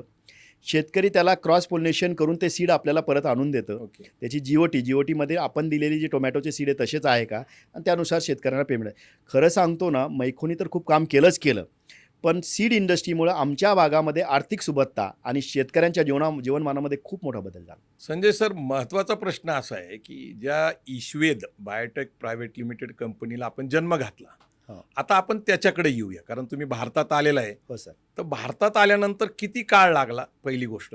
दुसरी गोष्ट, हे तंत्रज्ञान आत्मसात करण्यासाठी तुम्ही काय केलं? नेमकं कुठल्या देशात गेला, कुठली पुस्तकं वाचली किंवा कुठं जाऊन हे शिक्षण घेतलं? एक तर मला कळालेलं आहे की तुमचा जो भाग आहे तो सीड ग्रोईंगसाठी प्रसिद्ध आहे. हे मागच्या ह्याच्यामध्ये आपण सांगितलं. कदाचित मलाही ही गोष्ट नवीनच आहे, हो. कारण सिंदखेड राजाला माझं सातत्याने जाणं येणं असून सुद्धा टिश्यू कल्चर हा विषय कसा निवडला, बायोटेककडे तुम्ही कसं वळाला आणि ईश्वेद नावाची कंपनी ही कशी जन्माला घातली? पहिला प्रश्न माझा हा आहे की ईश्वेद नाव हे तुम्ही का दिलं? जसं तुम्ही म्हणालात की ही संकल्पना तुमच्या डोक्यात कशी आली, तर मी थोडीशी तिथनं सुरुवात करतो. तर 2013 साली मी माझ्या बाईक एक्सपिडिशनसाठी लेह लडाखला आलो. 16 ऑगस्ट 2013. मी तेव्हा जर्मनीत होतो. जर्मनीतनं मी श्रीनगरला उतरलो. तिथनं आम्ही बाईक एक्सपिडिशन सुरू केलं. त्याच्या अगोदर वर्षभरापूर्वी मी ठरवलं होतं की आपल्याला भारतामध्ये जायचं आणि काही कोर व्हॅल्यूज घेऊन काम करायचं. तर कोर व्हॅल्यूज काय, तर ग्रामीण भागामध्ये रोजगार निर्मिती करायची, महिला सशक्तीकरणावरती काम करायचं आणि शाश्वत शेती, सस्टेनेबल ॲग्रिकल्चर, या 3 विषयावरतीच आपल्याला काम करायचं. धोरण ठरलेलं होतं. आणि त्याच्या अगोदर एक वर्षभर मी इंडस्ट्री पण बघत होतो, कारण मी युरोपमध्ये राहिलो होतो. हॉलंडला मॅक्सिमम टिश्यू कल्चर लॅब आहे. तर टिश्यू कल्चर ही हायटेक काम आहे ॲग्रिकल्चर क्षेत्रातलं आणि जगात सगळीकडे. नेदरलँडला. आणि या माध्यमातून खऱ्या पद्धतीने शेतकऱ्यांच्या जीवनामध्ये आमूलाग्र बदल घडेल हे मला कळालेलं होतं. कारण भारतामध्ये अजूनही चांगली जर शेती करायची असेल तर चांगली क्वालिटी प्लांटिंग मटेरियल, मग ते सीड्स असो, प्लांट्स असो, त्याची फार आवश्यकता आहे, कारण तो बेस आहे. आणि त्याच्यानंतर तर तिथं ती खरी ना, जसं मी लेह लडाखची आम्ही ट्रिप केलो आणि तिथं माझे मित्र संदीप बोरा, त्याची माझी ओळख झाली. आणि बोलता बोलता मी सांगितलं की आमचं विजन जुळलं, की म्हटलं यार मला इंडियामध्ये यायचं संदीप, आणि आपल्याला असं काय करायचं. तर संदीपचा एक गुण तुम्हाला सांगतो की थरो जंटलमॅन ज्याला म्हणता येईल ना, असा तो माझा एक डायमंड मित्र आहे. आणि त्यांनी एकही शब्द न मला विचारता माझ्या विजन मी त्याला सांगितलं, आपलं मिशन सांगितलं, आणि तो हो बोलला. आणि मग दोघांनी आम्ही ठरवलं की आपण काहीतरी करूया. त्याचंही बॅकग्राऊंड काही शेतीतलं नाही आहे, तो वेगळा व्यवसाय करतो, रिअल इस्टेट असेल, स्टील इंडस्ट्री असेल. आणि तिथून मग खरी आमची ईश्वेची म्हणजे आमची एक कंपनी टाकायची सुरुवात झाली. त्यानंतर जेव्हा मी परत गेलो 2013 साली, आणि इमिडिएटली 15 दिवसात सगळं पॅकअप करून आलो आणि ठरवलं की आता आपल्याला कंपनी टाकायचं. पण मग त्या कंपनीत ज्या कामाला होता त्यांनी काय ऑब्जेक्शन नाही नोंदवलं? तुम्ही त्यांचा करार केला असेल, करार मोडला असेल? नाही, मी करार मोडलाच नाही. खरं म्हणजे मी त्यांना हे सांगितलं की मला आता कंपनी सोडायची आहे आणि मला स्वतःचं काही करायचं. नियम असतात ना, 90 दिवसाची नोटीस वगैरे. माझा नोटीस पिरियड होता. तर त्यावेळेस 1च महिन्याचा नोटीस पिरियड होता. तो मी पूर्ण नोटीस पिरियड सहो केला. त्यानंतर 3-4 महिने मी सपोर्ट पण केला, कारण माझं मत आहे की माझ्या ज्या आयुष्यातली सगळी स्वप्न या कंपन्यांनी पूर्ण केले आणि मी तिला कधी विसरणार नाही आहे. राईट. तर ते आल्यानंतर जसं की मी ठरवलं की ते चालू करायचं. त्यानंतर टिश्यू कल्चर लॅब आम्हाला टाकायचं ठरल्यानंतर आम्ही फिजिबिलिटी स्टडी केली. तुम्ही 700 पानाचा रिपोर्ट तयार केला मी स्वतः. अच्छा. जगातल्या छोट्या मोठ्या लॅबला व्हिजिट दिली, छोट्या पण दिली, मोठ्या पण दिली, कारण छोट्या लॅबला खूप जुगाड टेक्नॉलॉजी असतात. कुठल्या देशात गेला? मी इस्रायलला गेलो, नंतर हॉलंडला गेलो, जर्मनीला गेलो, अमेरिकेला गेलो, त्यानंतर इकडं थायलंडला गेलो, मलेशियाला गेलो, सिंगापूरला गेलो, की जिथं हे सगळं काय बऱ्यापैकी काम होतं. तुम्हाला जी डॉक्टरेट मिळाली त्या 700 पानाच्या थिसिसवर मिळाली? नाही, डॉक्टर संजय वायाळ हे नाव कसं मिळालं? मला 2 वर्षापूर्वीच एका अमेरिकन इन्स्टिट्यूटनी डॉक्टरेट दिली. आणि ती डॉक्टरेट यासाठी दिली की मी ग्रामीण भागामध्ये महिला सशक्तीकरणावरती काम केलं, बिझनेस मॅनेजमेंटमध्ये काम केलं, आणि बायोटेक्नॉलॉजीमध्ये एक जगाच्या नकाशावर म्हणता येईल किंवा आमच्या क्षेत्रामध्ये एक वेगळा ठसा निवडला. इवन दो मी बायोटेक्नॉलॉजिस्ट नाही, ॲग्रिकल्चर ग्रॅज्युएट नाही, शिक्षण एका क्षेत्रात. आणि हे सगळं त्यांनी माझी स्टोरी बघितली, माझा एक इंटरव्ह्यू घेतला आणि मला ती PhD दिली. डॉक्टर संजय वायाळ, हो, खूप महत्वाचं नाव आहे. बरेच लोक डॉक्टरेट पदवी मिळवण्यासाठी प्रयत्न करतात आणि एक अमेरिकेतल्या एका संस्थेने तुम्हाला डॉक्टरेट देणं, तुमचं याच्यासाठी सगळ्यांनी खरं अभिनंदनच केलं पाहिजे. धन्यवाद. आता आपला जो मुख्य विषय म्हणजे आपली जी कंपनी बायोटेक कंपनी, त्याचा नावाचा एक विषय आहे, आणि दुसरं IT क्षेत्रात एवढं चांगलं काम, एवढा सगळा अनुभव असताना सुद्धा तुम्ही ते सोडणं आणि याच्याकडे येणं, पण ईश्वेदचा जन्म कसा झाला ते नावापासून थोडंसं आत्तापर्यंत जी कंपनीची स्थिती आहे ते आपण जरा सांगा ना. हो. जसं मी म्हटलं की जेव्हा आमचं ठरलं की आपल्याला टिश्यू कल्चर लॅब टाकायची, टिश्यू कल्चर. सिंदखेड राजाला टाकायची, कारण ग्रामीण भागात रोजगार निर्मिती नाही करायची. म्हणजे मध्यच आहे का तुमच्या डोक्यात? कारण इकडं सिंदखेड राजा म्हटलं तर हो. इकडे विदर्भ आला, हो. इकडं मराठवाडा आला, तिकडं खानदेश आला, हो. पश्चिम महाराष्ट्र थोडा दूर जरी असला हो. तरी तुम्ही प्रभावित क्षेत्र म्हणून हे बघताय का? म्हणजे काय नाही, नेमकं खरं तुमच्या- सांगू का दादा, मी कमर्शियली त्या अँगलनी कंपनी टाकताना काहीच बघितलं नाही. अच्छा, फक्त एक बघितलं की मी ज्या मातीतनं आलो. पण तुम्ही काहीतरी घटना आहे आईनी तुम्हाला त्या जागेचं सांगितलं हो, तिथं टाक- म्हणजे आई- ज्या आईचं असं म्हणणं होतं की बाबा आपल्या भागात त्या मातृभूमीत टाकावून, जसं मी म्हणलं की ज्या भागातनं आपण आलो, ज्या कम्युनिटीसाठी आपल्याला काहीतरी केलं पाहिजे, एवढंच मी सुरुवातीला बघितलं. पण योगायोग असा घडून आला, तुम्ही बरोबर पॉईंट बोलला, की माझी लॅब म्हणजे टिश्यू कल्चर म्हणलं की केळीची रोपं जनरली जळगाव आमच्या हाकेच्या अंतरावरती, म्हणजे 150-200 किलोमीटरवरती. बरोबर आहे. म्हणजे भारतामध्ये केळीचं जे 80% प्लांटेशन होतं ते माझ्या लॅबपासनं फक्त खाली 100 ते 150 किलोमीटर अरे होतं. तर एवढी फिजिबिलिटी ती जुळून आली. पण तो अँगल मी त्यावेळेस कधी बघितला नाही आहे. नाही, जागा निवडताना काहीतरी प्रसंग घडला होता. गाडी बंद पडली होती, निर्मनुष्य होतं, हो. धोक्याचं ठिकाण होतं, आई तिथं कडेला बसलेली होती, हो. असं काहीतरी त्याच्याशी आम्ही काय झालं की कारण ते गावात नाहीये टिश्यू कल्चरची लॅब जंगलात तुमचं. आहे. तर एक आणि- माळ सावरगाव नावाचं गाव आहे आणि तिथनं तुळजापूर रोड जातो. हो, एक छोटं मंदिर आहे. तर आम्ही खरं सांगतो त्या मंदिराकडे चाललो होतो. नेमकं तिथं गाडीत आम्ही थांबलो वगैरे, आणि ते माथ्यावर असं ठिकाण होतं, म्हणजे लिटरली डोंगराळ आणि खडकाळ. तर जुन्या काळात बा माथ्यावर असणारं फ्रेश चांगलं ठिकाण असतं, असं तसं. तर आईचं म्हणणं होतं की बाबा तू जर ही जर जागा निवडली तर तुझ्या व्यवसायासाठी हे खरोखर चांगली असू शकेल. आईचा आशीर्वाद आहे तुम्हाला. हो, निश्चितच. आणि त्या दृष्टीने मग तिथं आम्ही जागा निवडली. आणि तुम्हाला सांगतो, आम्ही इलेक्ट्रिसिटीसुद्धा 15 किलोमीटर अंतरावरून आणली. बापरे. अत्यंत असं जंगलात आम्ही ही कंपनी पण निवडली. पाणी होतं तिथं. पाणी तिथनं 1-1.5 किलोमीटर खाली डॅम आहे, तिथनं अच्छा. पाणी आम्ही आणलं. नाव काय दिलं ईश्वद? हे नाव कसं आलं? म्हणजे नेमकं हे नाव कुठून कसं आलं? नाव इन्स्पायरिंग आहे. नाव तसं पाहिलं तर नाव काय ठेवावं काय नाही असं चाललं होतं. तर माझ्या मुलीचं नाव ईश्वरी आहे ईश्वरी मुलीचं नाव आहे. आणि मुलाचं नाव वेदांत आहे. अच्छा. तर आम्ही त्याच्या कॉम्बिनेशनमध्ये ISHVED ईश्वेद म्हणून असं नाव ठेवलं. अलीकडच्या काळामध्ये आई वडिलांचं नाव, मुला मुलींचं नाव एकत्र करून हो, किंवा नवरा बायको आजकाल काय करतात, जन्माला घातलेल्या मुलाला ते पण नाव. स्वतःचं नवरा बायकोचं एकत्र अर्ध नाव करून करतात. तर हो. ईश्वद असं जन्माला आलं. हो. परंतु ईश्वद याचा अर्थ काय? ईश्वर, हां हां ईश्वर आणि वेद, वेद मंत्र. तर ईश्वर याचा अर्थ प्रेरणा हो आणि वेद याला आपण म्हणतो की ज्ञान. हो तर हा संगम आहे. हो. ईश्वेद म्हणजे हो. प्रेरणा आणि विचाराचा संगम आहे बायोटेकमध्ये. हो. ईश्वराला प्राप्त करण्यासाठी हो. वेदाचे मंत्र शिकले पाहिजेत, हो. वेदातनं ज्ञान मिळालं पाहिजे, म्हणजे हो. तुम्ही अधिक ईश्वराच्या जवळ जाता. हो. असं साधारणपणे ईश्वरचं संकल्पना आहे. ईश्वेद नावाचं जे काही तुम्ही संकल्पना मांडली हो. ही आपल्या पुराण काळापासून, हो. इतिहास काळापासून, अगदी जुन्या काळापासून 2000 वर्षापासून हे आहे. ईश्वराला प्राप्त करण्यासाठी अनेक संतांनी हो. आपलं आयुष्य वेधलं. तुम्ही ज्ञानेश्वर माऊलींचा उल्लेख केला. कदाचित हो. ते ईश्वराच्या जवळ जाण्यासाठीच तुम्ही आळंदीला 6 महिने असताल. तिथं तुकाराम महाराजांची आळंदी, तिथेही तुम्ही गेला असताल. तुकाराम महाराज काय म्हणतात? असाध्य ते साध्य करिता सायास कारण अभ्यास तुका म्हणे. तुम्ही परदेशातनं आला, अभ्यास केला. आता दुसरा जो विषय आहे तो जोडून या धन उत्तम व्यवहारे हो. उदास विचारे वेच करी. तर संतांची ही जी विचारसरणी तुमच्या ईश्वेद बायोटेकमध्ये येते.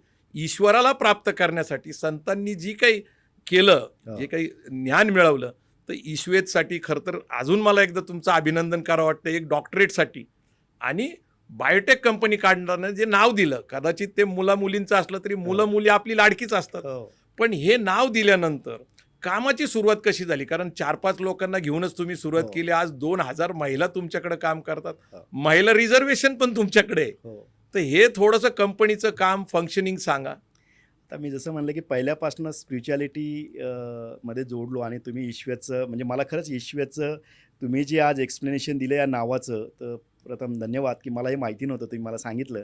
तर आमच्या इथं तुम्ही जर इंडस्ट्रीमध्ये, फॅक्टरीमध्ये आला, ते लॅब तुम्हाला प्रेरणा होती विमानात बसायची हो आणि विचार तुमच्या डोक्यात होता. तेच Correct. ईश्वेद आहे. तेच ईश्वर खरं. तर तुम्ही जर आमच्या इंडस्ट्रीमध्ये आला आणि जर बघितलं तर आमच्या इथं ग्रीन हाऊसचे नाव पण असे वेदावर आहे किंवा नद्यांवरती आहे. अच्छा. आमच्या इथं ज्या टीम काम करतात, तर जसं मा जिजाऊ टीम आहे, कल्पना चावला टीम आहे, असं ऑलवेज काहीतरी इन्स्पायरिंग डिफरंट असं हो. करायचं असं होतं. तर ईश्वेची सुरुवात आम्ही 29 फेब्रुवारी 2014 साली सुरू केली, जी पहिली कुदळ जी टाकली त्याला म्हणता येईल. 14. हो 14मध्ये 5 एम्प्लॉईपासून सुरू केली. त्याची गंमत अशी सांगतो, माझा भाऊ अक्षय वायाळ आणि माझा पार्टनर संदीप बोरा, खरं आम्ही तिघांची ब्रेनस्टॉर्मिंग. तर माझ्या भावानी मला सांगितलं की त्यांचं शिक्षण काय आहे? बोरांचं आणि बंधूंचं बोराचं संदीप MBA झालेला आहे, कुठले आहेत ते प्रॉपर? अहमदनगरचा आहे. ओके. तर संदीप MBA झालेला आहे आणि माझा लहान भाऊ ग्रॅज्युएट झालेला आहे. कशात? तो आपला आर्ट्समध्ये ग्रॅज्युएट झाला. पण त्यांनी मला एक गोष्ट खूप छान सांगितली की दादा, तुमचं हे स्वप्न आहे, जोपर्यंत हे स्वप्न कंप्लीट होणार नाही तोपर्यंत मी सिंदखेड राजावरनं कुठेही जाणार नाही. Wow, great. आणि तो गेला नाही. हे Yes. खरं वाकण्यासारखं, म्हणजे रामाच्या तुम्ही मागे जग लक्ष्मण. फिरला. हो. आणि त्यांनी पण सिंदखेड राजा सिंदखेड सुद्धा राजा सोडलं सांभाळा, नाही. हो. वाव, तर सगळी इंडस्ट्री हा त्याग आहे. हा म्हणजे लक्ष्मणाने रामासाठी केलेला असेल हो हो तो त्याग आहे. हो हो. त्याग. त्यानंतर तुम्हाला महत्त्व सांगतो, जसं म्हणजे आम्ही 5 एम्प्लॉई म्हणता येईल, ते 5 पिलर. त्यामध्ये मी, अच्छा. माझा लहान भाऊ, येस. त्याच्यानंतर आर्किटेक्ट कोण शोधायचा म्हणून माझ्या बायकोचा म्हणजे भाऊ, मावस भाऊ म्हणजे मावस साला, तर त्याला जोडून घेतलं. आणि आमच्या गावी शेतावर काम करणारी 2 माणसं, एकाचं नाव रामदास नागरे आणि दुसरा जो मुलगा होता तो बालू कठोरे म्हणून. तर ही लोक आणि सोपान ठाकरे म्हणून, तर ही लोक एकत्र आली. सोपान ठाकरेमध्ये जिजाऊ सुट्टीवर कामाला होता, असाच भेटला की दादा मलाही घ्या. आणि तुम्हाला सांगतो, आम्ही जेव्हा काम, व्हिजन काय असतं, म्हणजे लिटरली ही लोकं शिकलेली नव्हती, पण जेव्हा आम्ही मॅप घेऊन बसायचो, बऱ्याच वेळ तो मॅप उलटा असायचा आणि सांगायचे दादा इथं हा पिलर असावं, इथं हा असावं, अनुभव. इथं असावं. अनुभव महत्वाचे. अनुभव म्हणण्यापेक्षा मला असं म्हणायचं की माझी स्वप्न, माझं नेहमी म्हणणं आहे की व्हिजन आणि मिशन एका पेजवर असावं. व्हिजन मी आहे, ईश्वरचं लेट्स एक्झाम, तर मिशन जी आहे ती माझी टीम आहे, ओके. कोर टीम आहे. Yes, yes. आणि या 5 लोकांपासून आम्ही काम चालू केलं. तुम्हाला सांगतो की जेव्हा आम्ही जिथं इश्वेट टाकलं त्याच्या आजूबाजूला साधं झाड सुद्धा नाही, बापरे. अत्यंत वाळवंटी प्रदेश. हा डोंगरावरती, पाऊस माळरानावरती पडत नाही, काय कमी पडतो. कमीच पडतो. आणि तिथं आम्ही इंडस्ट्री सुरू केली. एवढी मोठी इंडस्ट्री टाकायची आणि तिला सस्टेन करायचं एवढं सोपं काम नव्हतं. त्याचं रिझन असं आहे की तुम्ही इन्फ्रास्ट्रक्चर डेव्हलप करू शकता, पण टॅलेंट पूल कुठं आणणार? अशा बरोबर. ग्रामीण भागामध्ये लागणार जो टॅलेंट पूल आहे, बायोटेक म्हणलं की definitely innovation, talks about innovation, then बरीचशी टेक्नॉलॉजी त्याच्यामध्ये इन्व्हॉल्व आहे. तर हे सगळं काम थोडंसं अवघड होतं. पण म्हणतात ना की आईवडिलांचे आशीर्वाद, मित्रांची, सगळ्यांची, विवेकानंदाची प्रेरणा आहे, जिजाऊची विवेकानंदाची प्रेरणा प्रेरणा आहे. आहे. जसं तुम्ही मला तो प्रश्न विचारला, तुम्हाला इन्स्पायरिंग काय, थोडा अर्धवट राहिला. तर मी स्वामी विवेकानंदाकडनं स्पिरिच्युअलिटी शिकलो, शिवाजी महाराजांपासून डेअरिंग शिकलो की अरे हो धाडस. सकता है, धाडस. आणि डॉक्टर बाबासाहेब होऊ आंबेडकरांकडनं एक शकतं हा जो शब्द आहे, होऊ शकतं, हो होऊ शकतं. हा पॉझिटिव्ह शब्द कांशीराम साहेब हो यांनी बहुजन समाज पार्टी काढली, हो यांनी उत्तर प्रदेश, मध्य प्रदेश, गुजरात हा. इथं ज्यावेळेस ते संघटनेची बांधणी करत होते पक्षाची, त्यावेळेस ते काय सांगायचं, हा होऊ शकतं. हो आणि होऊ शकतं या पॉझिटिव्ह शब्दावर उत्तर प्रदेशमध्ये त्यांनी मायावतीचं सरकार आणलं. हे मराठी शब्द आहे, होऊ शकतं. हो पॉझिटिव्हनेस जे आपण म्हणतो शिवाजी महाराजांकडून मिळालं, हे मी मुद्दाम का सांगतो, it is a positive energy. Correct. आणि तिसरं म्हणजे डॉक्टर बाबासाहेब आंबेडकर. Yes. त्याचं कारण असं आहे की जर तुम्ही शिक्षण नाही घेतलं, तुम्ही जर अभ्यास नाही केला, शिक्षण हे वाचाल तर वाघिणीचं वाचायला, दूध. हा वाघिणीचं दूध आहे, हे लहानपणापासून मनावर बिंबवलं, म्हणजे सतत शिकण्याची. तर मला असं वाटतं की आई वडील तर आपले प्रथम गुरु असतातच आहे, पण खरं म्हणजे तुमच्या करिअर घडवण्यामध्ये मला असं वाटतं की हे माझे खरे 3 गुरु आहेत. नाही, बाबासाहेब आंबेडकर म्हणतात शिका, हं. संघटित व्हा, आणि संघर्ष करा. हे चळवळीसाठी वाक्य आहे. बरोबर आहे. तुम्ही ते आत्मसात केलं, शिका, संघटित व्हा आणि व्यवसाय करा. व्यवसाय करा, खरी गोष्ट. नाही, प्रश्न असा येतो की तुम्ही एवढ्या ग्रामीण भागामध्ये येता, जर्मनीला तुम्ही शिकून येता. आता मला आश्चर्य काय वाटतं की टिश्यू कल्चरमध्ये खऱ्या अर्थाने जगातली पंढरी जी आपण म्हणतात ती हो. हॉलंड, नेदरलँड आहे. तर थोडंसं हॉलंड, नेदरलँडबद्दल सांगा, हो जेणेकरून आपल्या प्रेक्षकांना हॉलंड आणि नेदरलँड हे ॲग्रिकल्चर बेस आहे हो आणि त्यांचं नेमकं काय आहे. आणि तिथं एक प्रदर्शन पण भरतं मोठं, हो एक साधारण एप्रिल मे मध्ये हो. तिथं मोठं प्रदर्शन असतं. तिथं प्रसिद्ध काही फुलं असतात, हा, ट्युलिप्स, tulips आहे. जे कोकेन हॉप नावाची जागा आहे तिथे असतात. सिलसिला पिक्चर मध्ये जी गाण्यामध्ये हो. अमिताभ रेखा, हो. ते अप्रतिम आहे. ते थोडं आम्हाला हॉलंड, नेदरलँड बद्दल सांगा. आपण जर्मनीला असताना अनेक वेळा गेला, मला तर असं कळालं की 40-50 वेळा आपण हॉलंडला जाऊन आला, हो. नेदरलँडला. ॲक्च्युअली हॉलंड आणि नेदरलँड हा एकच देश आहे. अच्छा, तिकडं त्यांच्या मातृभाषेमध्ये प्रत्येक देशाला एक नाव असतं. कुठली भाषा बोलतात ते?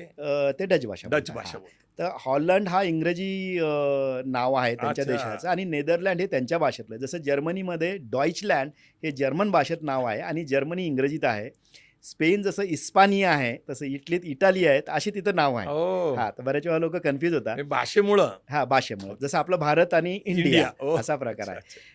हॉलंडविषयी तुम्हाला जर सांगायचं जर झालं तर टिश्यू कल्चरची पंढरी याला असं म्हणतात की millions and millions tissue culture plan तिथं बनवल्या जातात, बापरे. ब्रीडिंग होतात. खूप मोठ्या लॅब आहेत, आता जगभरातनं ते काम आउटसोर्ससुद्धा करतात आहे आणि खूप मोठ्या लॅब आहे. आणि खऱ्या अर्थाने जे टेक्नॉलॉजी टिश्यू कल्चर, तसंच तुम्हाला सांगतो टिश्यू कल्चरचा हा जन्म 18व्या शतकात जर्मनीत झाला. अरे बापरे. म्हणजे पहिला टिश्यू कल्चर टेक्नॉलॉजी थ्रू जो प्लांट बनवला गेला तो जर्मनी बनवला. मी थोडंसं टिश्यू कल्चर सांगतो. टिश्यू कल्चर म्हणजे काय म्हणजे काय एक्झॅक्टली. आता तुम्ही पाहिलं की पहिलं सीड्स पासून प्लांट व्हायचे, येस, म्हणजे सीड शेतामध्ये टाकायचे, शेतात टाकायचे, बॅगेत लावायचे आणि ते प्लांट व्हायचे. नंतर टेक्नॉलॉजी ग्राफ्टिंग, म्हणजे एका झाडाला दुसरी व्हेरायटी डेव्हलप करायची, ग्राफ्ट मुख्यतः करायची. आंब्यामध्ये आंबा आहे, बाकी सगळ्या क्षेत्रात व्हायचं. अच्छा. त्याच्यानंतर tissue culturing nothing but the cells culturing, म्हणजे टेस्ट ट्यूब बेबी सारखं काम आहे. जसं आता test tube baby human life सायन्समध्ये यूज करतात, तसं आमचं टेस्ट ट्यूब बेबीचं काम आहे, ट्रू टू टाईप. याचा सगळ्यात महत्त्वाचा फायदा असा होतो की एका, समजा केळीचं उदाहरण घ्या, एका छोट्याशा कंदापासनं, एका झाडापासनं तुम्ही लाखो झाडं बनवू शकता. बापरे. नंबर 1. नंबर 2, ते युनिफॉर्म असतात. त्याचं कारण आहे, समजा तुमची माणसांमध्ये तुमची हाईट जर 6 फूट आहे तर मुलं बाळं पण 6 फुटाचे होतात. म्हणजे मदर प्लॅन्ट जसे असतात तसे हे डिझीज फ्री प्लॅन्ट असतात, युनिफॉर्म असतात, जेनेटिकली प्रूवन प्लॅन्ट असतात की बाबा केळीची GG9 व्हेरायटी ती GG9च आहे, याच्यामध्ये व्हेरिएशन नसतं. तुम्ही आता जर बघितल्या 10-15 वर्षाच्या कालावधीमध्ये तुम्हाला मोठाली केळी एकसारखी, मोठाले संत्रे असतील किंवा युनिफॉर्म, त्याचा कलर, हे डे बाय डे काम झालं. आणि सगळ्यात महत्त्वाचं, शेतीमध्ये जर टिश्यू कल्चरची रोपं जर वापरली तर त्याचं यील्ड मिनिमम 40% जास्त येतं कम्पेअर टू रेग्युलर फार्मिंगनी. तर हे टिश्यू कल्चर आणि खूप हायटेक टेक्नॉलॉजी आहे. मग याच्यामध्ये बरेचसे पॅरामीटर आपण एवढे टेक्निकली जाऊ नये, पण ही टिश्यू कल्चर इंडस्ट्रीचं खरं हे स्वरूप आहे आणि जगामध्ये आता खरी क्रांती टिश्यू कल्चर इंडस्ट्रीने घडवलेली आहे. करोडो प्लॅन्ट प्रत्येक वर्षी जगामध्ये निर्मिती होती आणि सगळ्या प्रकारचे प्लॅन्ट, म्हणजे तुमची आपण शोभेची किती झाडं. बनवतो आपली वर्ष- प्रोडक्शन कॅपॅसिटी 5 करोड प्लॅन्टची आहे वर्षाला? वर्षाला. कुठले कुठले करतो पण आपण आता केळीमध्ये आपण एक काम करतो, इस्रायल बरोबर आमचं मोठं कोलॅबरेशन आहे, गिनोसार नावाच्या कंपनी बरोबर.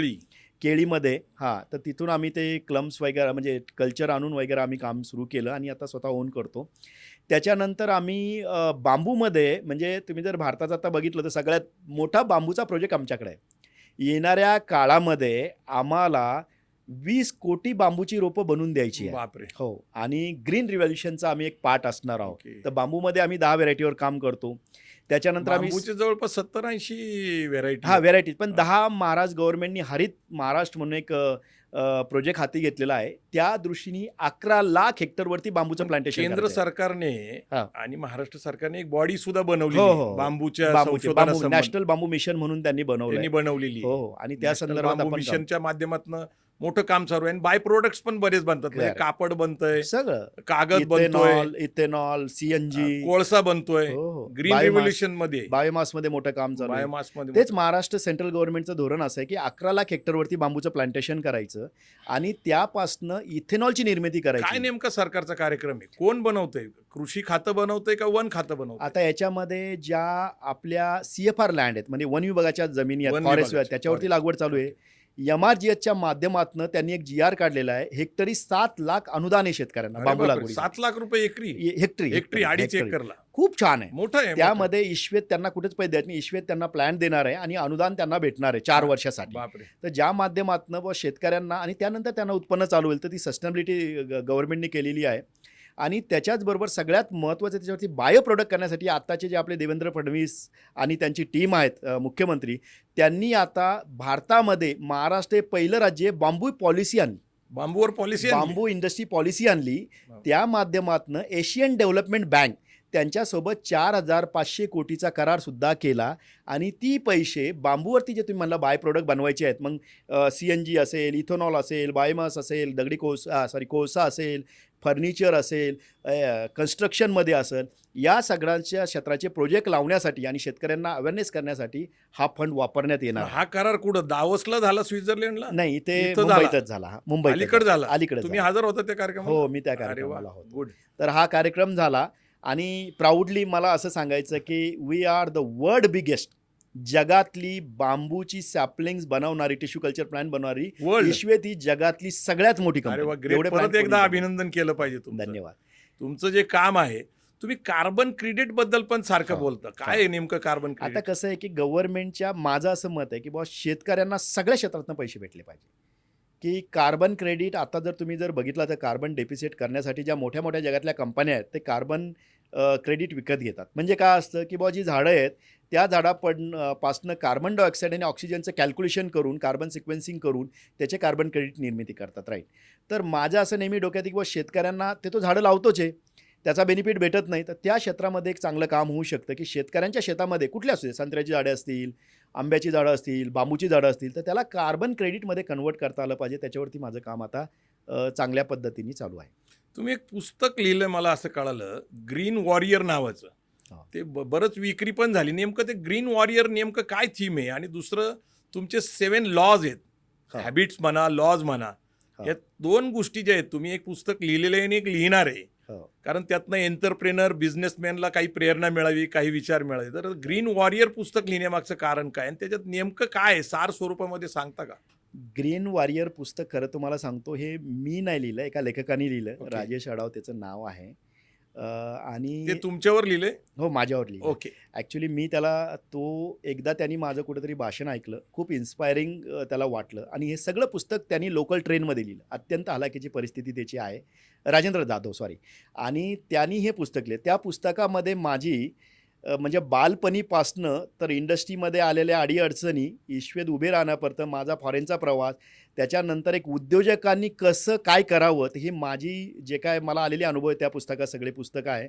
आणि तुम्हाला मी सांगतो ज्यावेळेस आम्ही त्याचं लॉन्चिंग केलं तर हजारो पुस्तकं ते विकले आणि खूप इन्स्पायरिंग आहे. एका कार्यक्रमामध्ये एका कलेक्टरनी मला सांगितलं की हे पुस्तक शाळेत गेलं पाहिजे. अच्छा. हां, किंवा शाळेतल्या लहान लहान लहान मुलांना कळायला मुलांना गेलं पाहिजे. पाहिजे आणि ग्रामीण भागातल्याच्या शाळेत गेलं तुमचा पाहिजे. एखादा धडा पण शाळेत घालतील काही काळानंतर. धन्यवाद. माहिती नाही ते पण 7 हॅबिट्स अँड लॉज बद्दल सांगा ना जरा. हां, तर 7 हॅबिट माझं असं म्हणणं आहे कुठला व्यवसाय करत असताना की तुम्ही काही आपले रूल्स बनवले पाहिजे. तर it's a kind of the business rule. तर माझा पहिला रूल असा होता की एम्प्लॉयी आणि एम्प्लॉयर हे एकाच पेजवरती असावे. ओके. हां, समता. समता असावी. तुम्ही जर ईश्वरला आला आणि तुम्ही जर मला ओळखत नसाल, तुम्ही म्हणणार नाही की या कंपनीचा हा मालक आहे. आमच्याकडे एकच कॅन्टीन आहे. मी पण अजून युनिफॉर्म घालून जातो. त्याच लाईनमध्ये राहून जेवण करतो. एकच जेवण आमच्यासाठी स्वीपर ते व्हाईस प्रेसिडेंट, CEO ते कंपनीचा मालक सगळ्यांसाठी बनतं. तर ते एक महत्त्वाचं काम म्हणजे माझ्या किती डोक्यात आहे. एम्प्लॉय आहेत आपल्याकडे? आमच्याकडे तर 2000 डायरेक्टली आहे असं इनडायरेक्टली कळालं. 1000 प्लस आहे. Directly 1000, indirectly okay. सगळीकडे. तर आणि वुमन एम्पॉवरमेंट आमचा महत्त्वाचा मुद्दा येस, आहे. 90% महिलाच आहेत महिलाच तुमच्या. करतात. त्यातही आम्ही काही रिझर्वेशन संशोधक, डॉक्टरेट वगैरे असलेले लोक वेगळे, वेगळे. बाकी सगळं मॅन्युअली काम करणारे. हो. मला एक प्रसंग असा कळाला की तुम्हाला 4-5 दिवस कंपनी बंद ठेवायला लागली कारण हो. ते महिला जे ड्रेसिंग घालत होते, म्हणजे हो, जे हो. कपडे घालत होते साधारणपणे नर्स सारखा हो. किंवा एक मॅडम सारखा. हो. काय प्रसंग होता तो? आता काय झालं, जेव्हा आम्ही कंपनी सुरू केली तर लॅबमध्ये काय साडी चालत नाही, तर तो अच्छा. युनिफॉर्म असतो, तो घालायचा असतो. म्हणजे अगदी केसांना झाकायला करेक्ट लागतं करेक्ट. ते. आणि ग्रामीण भागामध्ये काय होतं की ड्रेस घालणं महिलांसाठी थोडं वेगळं. तुम्हाला थोडं सांगतो, आणखी एक आमच्या कंपनीचं म्हणजे वैशिष्ट्य ग्रामीण भागामध्ये उद्योग सुरू करणं किती कठीण आहे, हो, कल्चर किती अवघड आहे. अवघड आहे. 50% आमचं आणखी एक उदाहरण सांगतो. आमची जगातली पहिली बायोटेक कंपनी की 50% लोकांना लिहिता वाचता येत नाही. काय गोष्ट करता? हो, आमच्याकडे सगळ्या बांधावरच्या पण महिलांना तरी आम्ही इथे एकत्र एक करून संशोधकाच्या भूमिकेत काम करतात. Correct. ओके. तर जेव्हा तुमचा हा प्रश्न होता, जेव्हा आम्ही बस चालू केली आणि महिला तिथनं यायच्या, त्यांना मॅडम मॅडम म्हणायचे. अच्छा. तर त्यांना ते मॅडम हा शब्द थोडासा ऑड खटकायचा ग्रामीण भागामध्ये. एक दिवस बघितलं कोणीच आलं नाही. 3-4 दिवस लोकच आली नाही. लिटरली म्हणजे 8 दिवस सुरू झाले होते. नंतर मी विचारलं आमच्या मॅनेजर्सला, बाबा त्यांना बोलवा. नंतर बोलवलं. मग त्यांना विचारलं, बाबा तुम्ही का म्हणे सर अशी लोकं नावं ठेवतात. मग मी थोडंसं ॲनालिसिस केलं. एक तर बसची जागा बदलावी, राजवाड्यापासून बस निघायची. त्याच्यानंतर दुसरं माझ्या असं लक्षात आलं की मॅडम शब्दाचा अर्थ त्यांना सांगा. मग मी काही व्हिडिओ जसं महिलांविषयी बरेचसे व्हिडिओ दाखवले की मॅडम हा कसा ट्रान्सफॉर्म झालेला वर्ड आहे. मॅडम म्हणजे तुम्हाला आता काहीतरी भारी आदर, आहात तुम्ही, आदर आणि शिक्षक वागल्या. आहे. हां, आपली तर शिक्षिकेला जनरली वापरला जातो. हे सगळं सांगितलं आणि मग ते काम चालू झालं. नाही, आता महत्वाचा विषय काय आहे की जीवनामध्ये हां. व्यवसाय काय असा एकदम स्ट्रेट नसतो, बरोबर. पॅरलल नसतो किंवा हो. व्हर्टिकल नसतो, एकदम हो. असा चढत हो. नसतो. कार्डियकची लाईन जशी वर खाली होत असती, तेजी हो. ती मंदी ती, नफा येतो तोटा येतो. हो. तुम्ही 2013-14 खरं तर हे सुरू केलं हम्म. व्यवसाय. आयुष्यामध्ये काही वाईट प्रसंग आले, काही चांगले प्रसंग आले. चांगल्याच्या बद्दल खूप बोलतो आपण. नोटाबंदीचा एक काळ तुमच्या जीवनामध्ये आला आणि दुसरा हो. कोविडचा काळ आला. हो. आता नुकतंच व्यवसाय सुरू केला, बऱ्याच लोकांच्या जीवनामध्ये ह्या गोष्टी घडलेल्या आहेत. तर नेमकं नोटाबंदीचा तुम्हाला काही फटका बसला का? कोविडचा काही फटका बसला का? काही लोकांनी जसं मेडिकल क्षेत्रामध्ये, हॉस्पिटल क्षेत्रामध्ये कोविडचा फायदाच झाला. हो. तर फायदा आणि तोटा हा व्यवसायाचा भाग आहे. हो. तर काय नेमकं तुम्हाला, कारण एक महिलांचं तुम्हाला मॅडमचा प्रश्न आला, हो. मला आठवतं की त्याच्यानंतर हा जो प्रसंग आहे नोटाबंदीचा, नेमकं हो. काय घडलं, काय होतं प्रश्न? काय झालं जसं मी म्हटलं की 2014ला आम्ही सुरू केलं, 2016ला आम्ही पहिलं प्रोडक्शन काढलं. आता याच्यामध्ये म्हणतात ना, पण माझं असं मत आहे की जेव्हा तुमच्यावर संकट येतात ती तर नवीन संकटासोबत संधी घेऊन संधी पण घेऊन येतात. नवीन संधी घेऊन नवीन येतात. घेऊन येतात. तर मी तुम्हाला सांगतो की ज्या वेळेस हे पॉझिटिव्ह ॲटिट्यूड आहे, होऊ शकतं. होऊ शकतं, येस. तर त्यावेळेस असं झालं की आम्हाला पोर्तुगलच्या एका कंपनीकडनं जे जर्बेरा फ्लावर्स असतात त्याचे प्लॅन्ट बनवायचा मोठा कॉन्ट्रॅक्ट भेटला. जरबेऱ्याचं मोठं उत्पन्न उस्मानाबादला आहे, बऱ्याच हो, लोकांना माहित नाही. उस्मानाबादलाही आहे. उस्मानाबाद हा अत्यंत ग्रामीण दुष्काळी भाग आहे, हो. पण जरबेऱ्याचं उत्पन्न मोठं आहे. मी स्वतः हो. गुलटिकडी मार्केट यार्डला आडत चालवत होतो. बर. आमच्या कुटुंबाचा व्यवसाय शेतीचा, पण मुख्यतः फुलं, हा. मोगरा, आस्टर, कागडा, लिली ही हा. आमची उत्पादकता. आणि तुम्हाला माहितीसाठी सांगतो की पुण्यातल्या हा. जी जुनी मंडई आहे, ज्याला बाबू गेनू चौक म्हणतात, तिथं आजही लोक रस्त्यावर फुलं विकतात. मी तिथं 5 वर्ष माझ्या कुटुंबाच्या शेतात उगणारा मोगरा 5 वर्ष वरडून विकत होतो. क्या बात. तर थोडंसं आपलं हे मुख्य हा. विषयाकडे येऊ. तर आमचा तो कॉन्ट्रॅक्ट साईन झाला, आम्ही प्लॅन पण बनवलं. पण जर्बेरा इंडस्ट्री म्हणजे उस्मानाबाद आहे सगळीकडे, तर ही पॉली हाऊसमध्ये इंडस्ट्री केलं जाते महागडी.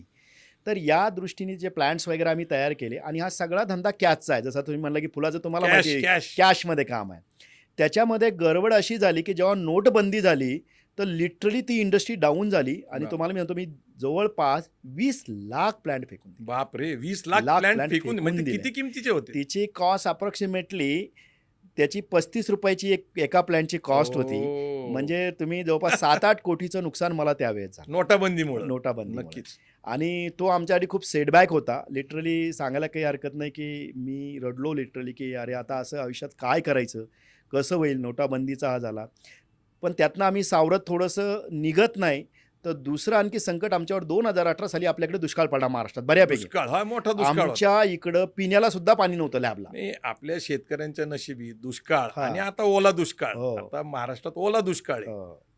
तर पिण्यालाही पाणी नव्हतं, पण म्हणतात ना परत संधी. नेमका आमच्याकडे समृद्धी चालू झाला. समृद्धी महामार्ग. महामार्ग समृद्धी ओ. महामार्ग झाल्याने लँड ॲक्विजिशन झालं आणि शेतकऱ्यांच्या आजूबाजूच्या विहिरीचं इलेक्ट्रिसिटी कनेक्शन तोडलं. बापरे. आम्ही रात्रभर, माझा लहान भाऊ, आम्ही टँकरनी पाणी आणायचो, रात्रभर त्या विहिरीतनं पाणी काढून आणायचो आणि तशी इंडस्ट्री जगवली. बापरे. इकडनं आम्ही निघत नाही तर 2019ला परत कोविडचा काळ आला. कोविडचा काळ. आणि कोविडमध्ये मी तुम्हाला सांगतो एवढे हाल झाले, जे काय मी डेव्हलप केलेलं सगळं गेलं. म्हणजे आमच्या इंडस्ट्रीमध्ये कल्चर म्हणून नेस्ताभूतच झालं थोडं. नेस्तांभूत झालं आणि एवढा टफ टाईम राहिला. या टफ टाईममध्ये मी 2-4 गोष्टी शिकलो आणि मला उद्योजकांना जरूर सांगायचं, तुम्हाला जीवाभावाची माणसं त्यावेळेस तुम्ही इंडस्ट्रीमध्ये निर्माण करा. खरंय. तुम्ही नुसतं म्हणून एम्प्लॉई म्हणून त्यांना ठेवू नेटवर्क नका. Is network. Correct. नेटवर्क. नुसते एम्प्लॉई म्हणून त्यांना ठेवू नका. त्यांना तुमच्या विजन मिशनचा कामाचा पार्ट बनवा आणि तो कामाला आला. माझं असं मत आहे, जेव्हा तुमच्यावर संकट येतं तर सगळ्यात अगोदर तुमचं टॉप मॅनेजमेंट सोडून जातं. Manager, because they are always opportunistic. बरोबर आहे, opportunity. बरोबर आहे. पण तुमचं जे मिडल मॅनेजर असतं ना, लोअर मॅनेजमेंट, ते तुम्हाला ते चिकटून राहतं. culturally तुमच्या चिकटून बरोबर राहतं आहे खूप. का? तर ती लोक सोडून गेली. त्यांनी बघितलं की आता काय खरं दिसत नाही, असं नाही तसं नाही. पण त्यातनं मला सगळ्यात मोठी संधी जी भेटली ती डेट पामची. तुम्हाला Date मी palm. सांगतो, भारतामध्ये आता 20,000 कोटीपेक्षा जास्त खजूराची निर्यात होते. तुम्ही बांबू ही सुद्धा एक वेगळी गोष्ट आहे. हो. अजून काही शेतकरी बांबू फार लावताना दिसत नाही, हो, पण तुम्ही बांबूवर काम करताय. हो. आता डेट म्हणजे खजूर. खजूर तुमचं म्हणणं असं की परदेशात खूप मोठं, किती आकडा येतो नेमकं, किती 20,000 कोटीचा भारतामध्ये इम्पोर्ट खजूर येतो? खजूर येतो आपल्या भारतामध्ये. ओके, कुठून येतो हा? हा येतो तुम्हाला अफगाणिस्तान पासून, मोरोक्को, सौदी अरेबिया, बापरे. UAE, जॉर्डन या देशातनं इकडे येतो. आणि खजुराच्या शेतीबद्दल आता आपण विचार करताय, पण क्लायमेटिक कंडिशन आहे का फेवरेबल? भारतामध्ये एकदम सुपर्ब आहे. फक्त भारतामध्ये त्याचे तुम्हाला सांगतो की खजुराचं एक रोप बनायला 5 वर्ष लागतात अरे बापरे. आणि त्या रोपाची किंमत बी 4,500 पासून पुढे असते एका अरे झाडाची. बापरे. आणि ते भारतामध्ये इम्पोर्ट करावं लागायचे शेतकऱ्याला, म्हणून खजूर शेती आपल्या इथं जास्त झाली नाही. पण बांबू नंतर खजूर आणि मग त्याच्या पुढं काय? खजूर नंतर आता आम्ही ऑर्नामेंटल प्लॅनमध्ये पण काम करतो. लिमोनियम नावाच्या प्लॅनमध्ये काम करतो. अमेरिकन कंपनीबरोबर आमचं मोठं कोलॅबोरेशन आहे आणि 40पेक्षा जास्त देशामध्ये आम्ही एक्सपोर्ट पण करतो. पण मी 40 देश हो, आणि पॅन इंडिया. पॅन इंडियामध्ये आम्ही काम करतो. बापरे. खजुरामध्ये फक्त तुम्हाला एक मला सांगायचं की भारतातली ईश्वेद एकमेव कंपनी आहे की खजुराच्या सगळ्या जातीवर आम्ही प्लॅन बनवतो. कोणी संशोधन बनवत नाही. अभ्यास करताय, अभ्यास करता खूप R&D करताय तुम्ही. R&D करता Research. आणि येणाऱ्या 5 वर्षाच्या कालावधीमध्ये माझ्या डोक्यामध्ये 20 लाख खजुराची झाडं बनवायची आहे आणि त्यापैकी 10 लाख भारतात द्यायची आणि 10 लाख एक्सपोर्ट करायची आहे. मला फक्त सांगा, फुलामध्ये, भाजीपाल्यामध्ये हो. आणि फळांमध्ये तुम्ही काय काय करता, म्हणजे मग आपण पुढच्या प्रश्नाकडे हो. आता आम्ही टिश्यू कल्चर इंडस्ट्रीमध्ये खजुराची रोपं बनवतो, मजूर करताय, बांबू शिवबेची झाडं बनवतो, केळी बांबूची करताय. बनवतो, केळी बनवतो, संत्र्याची रोपं बनवतो, पेरूची रोपं आम्ही बनवतो. ही सगळी आम्ही आता ॲव्हॅकाडोची रोपं आम्ही सुरू केलेली केवढा बनवतो. महत्वाचा हो, आहे, सध्या avocado. सगळ्यात मागे avocado. ॲव्हॅकाडो, cranberries, ब्ल्यूबेरीज, Cranberries. स्ट्रॉबेरी ही अरे सगळी वा. रोपं आम्ही बनवतो. राईट. आता दुसरी आमची इंडस्ट्री सीड इंडस्ट्री. जसं तुम्ही म्हणला की आमचं जे जालना, त्याला जालनाच म्हणतात, पण जळगाव राजा, शिंदखे राजा, वाशिम, बरोबर आहे. जालना आणि बुलढाणा जिल्हा, this is called as Asia seed capital of the Asia. वा. एवढं सीड इथं बनवलं जातं. तर आम्ही सीड्समध्ये भाजीपाल्याची सगळी सीड्समध्ये आमच्या स्वतःच्या व्हेरायटीज आहे आणि आता ते आम्ही पॅन इंडियामध्ये काम करतो. आफ्रिकन देशांमध्ये आम्ही आता एक्सपोर्ट करायला सुरू केलेलं आहे. आता इकडं आमचा गल्फ कंट्रीजमध्ये पण आम्ही सुरू केलेलं आहे आणि व्हेरी शॉर्टली पहिली आमची कन्सायनमेंट आजचा एपिसोडमध्ये सांगायला हवं आहे की येणाऱ्या 8 दिवसामध्ये पहिली आमची सीडची कन्सायनमेंट अमेरिकेला जाणार. अरे वा, अभिनंदन. Proud moment. चौथ्यांदा अभिनंदन करायची वेळ आली. धन्यवाद. मला एक सांगा की टिश्यू कल्चर जसं हॉलंडमध्ये तुम्ही म्हणताय ते हो. पंढरी आहे त्याची, हो. आता सगळ्यात जास्त शेतीचा विषय निघाला की हो. तो निघतो इस्रायलच्या विषयी. हो. इस्रायल हा वाळवंटी प्रदेश आहे. हो. जेरुसलेम हो. हे असं आहे की ॲब्राहिमचा जो धर्म आहे हो. त्याच्यातनं ख्रिश्चन, मुस्लिम आणि ज्यू लोक ज्यू. आणि एक आर्मानी नावाचा धर्म निघाला. हो. यांचं अत्यंत पवित्र ठिकाणी जेरुसलेम आहे आणि जेरुसलेममध्ये असलेल्या वॉल ऑफ विश हो. नावाच्या एका टेम्पल होतं, म्हणजे एक मंदिर हो, होतं, तिथं डेव्हिड आणि सॉलोमननी बनवलेलं. करेक्ट. बरोबर. त्याला पवित्र मानून हो. जे ज्युईश लोक आहेत, हो. जसं आता जर्मनशी तुमचं नातं आहे, तर जर्मनमधूनच सगळ्यांना जास्त हाकलून दिलं आणि त्यांनी हो. स्वतःचा देश निर्माण करायचा निर्णय घेतला आणि इस्रायल जन्माला आला हो. 1948ला. ब्रिटिश, US हे सगळ्यांनी त्याला हो. संमती दिली आणि इस्रायल नावाचा देश जन्माला आला. इस्रायलमध्ये मला असं माहिती आहे की 350 पेक्षा जास्त R&D म्हणजे रिसर्च आणि हो. डेव्हलपमेंटचे सेंटर आहे. हो. आपला इस्रायलशी बराचसा संबंध आलेला आहे, कारण टिश्यू कल्चरचं त्या ठिकाणी मोठं काम आहे. त्याच्यानंतर पॉली हाऊसेस, जे आता आपण पॉली हाऊसेस बनवलेले आहेत, तर पॉली हाऊसचं आहे, ड्रीप इरिगेशनचं आहे, टेक्निकली ते तिथं किबुट्स नावाची किबुट्स हा. मला आपल्याला सांगावंसं वाटतं की आदरणीय शरद पवार साहेबांच्या दृष्टिक्षेपात पहिल्यांदा इस्रायल आलं. इस्रायलचा हा जो विकास आहे, इस्रायलवर मी खूप बोलू शकतो, हा. पण प्रतापराव पवार, शरद पवार आणि त्यांचे मोठे भाऊ हे राजेंद्र पवार यांचे वडील आप्पासाहेब पवार, ह्या तिघांनी खऱ्या अर्थाने इस्रायलची ओळख महाराष्ट्राला करून दिली.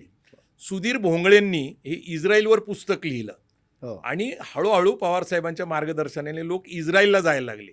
हो. इस्रायलला शेतीची टूर जाते, मी 4 वेळा जाऊन आलेलो आहे.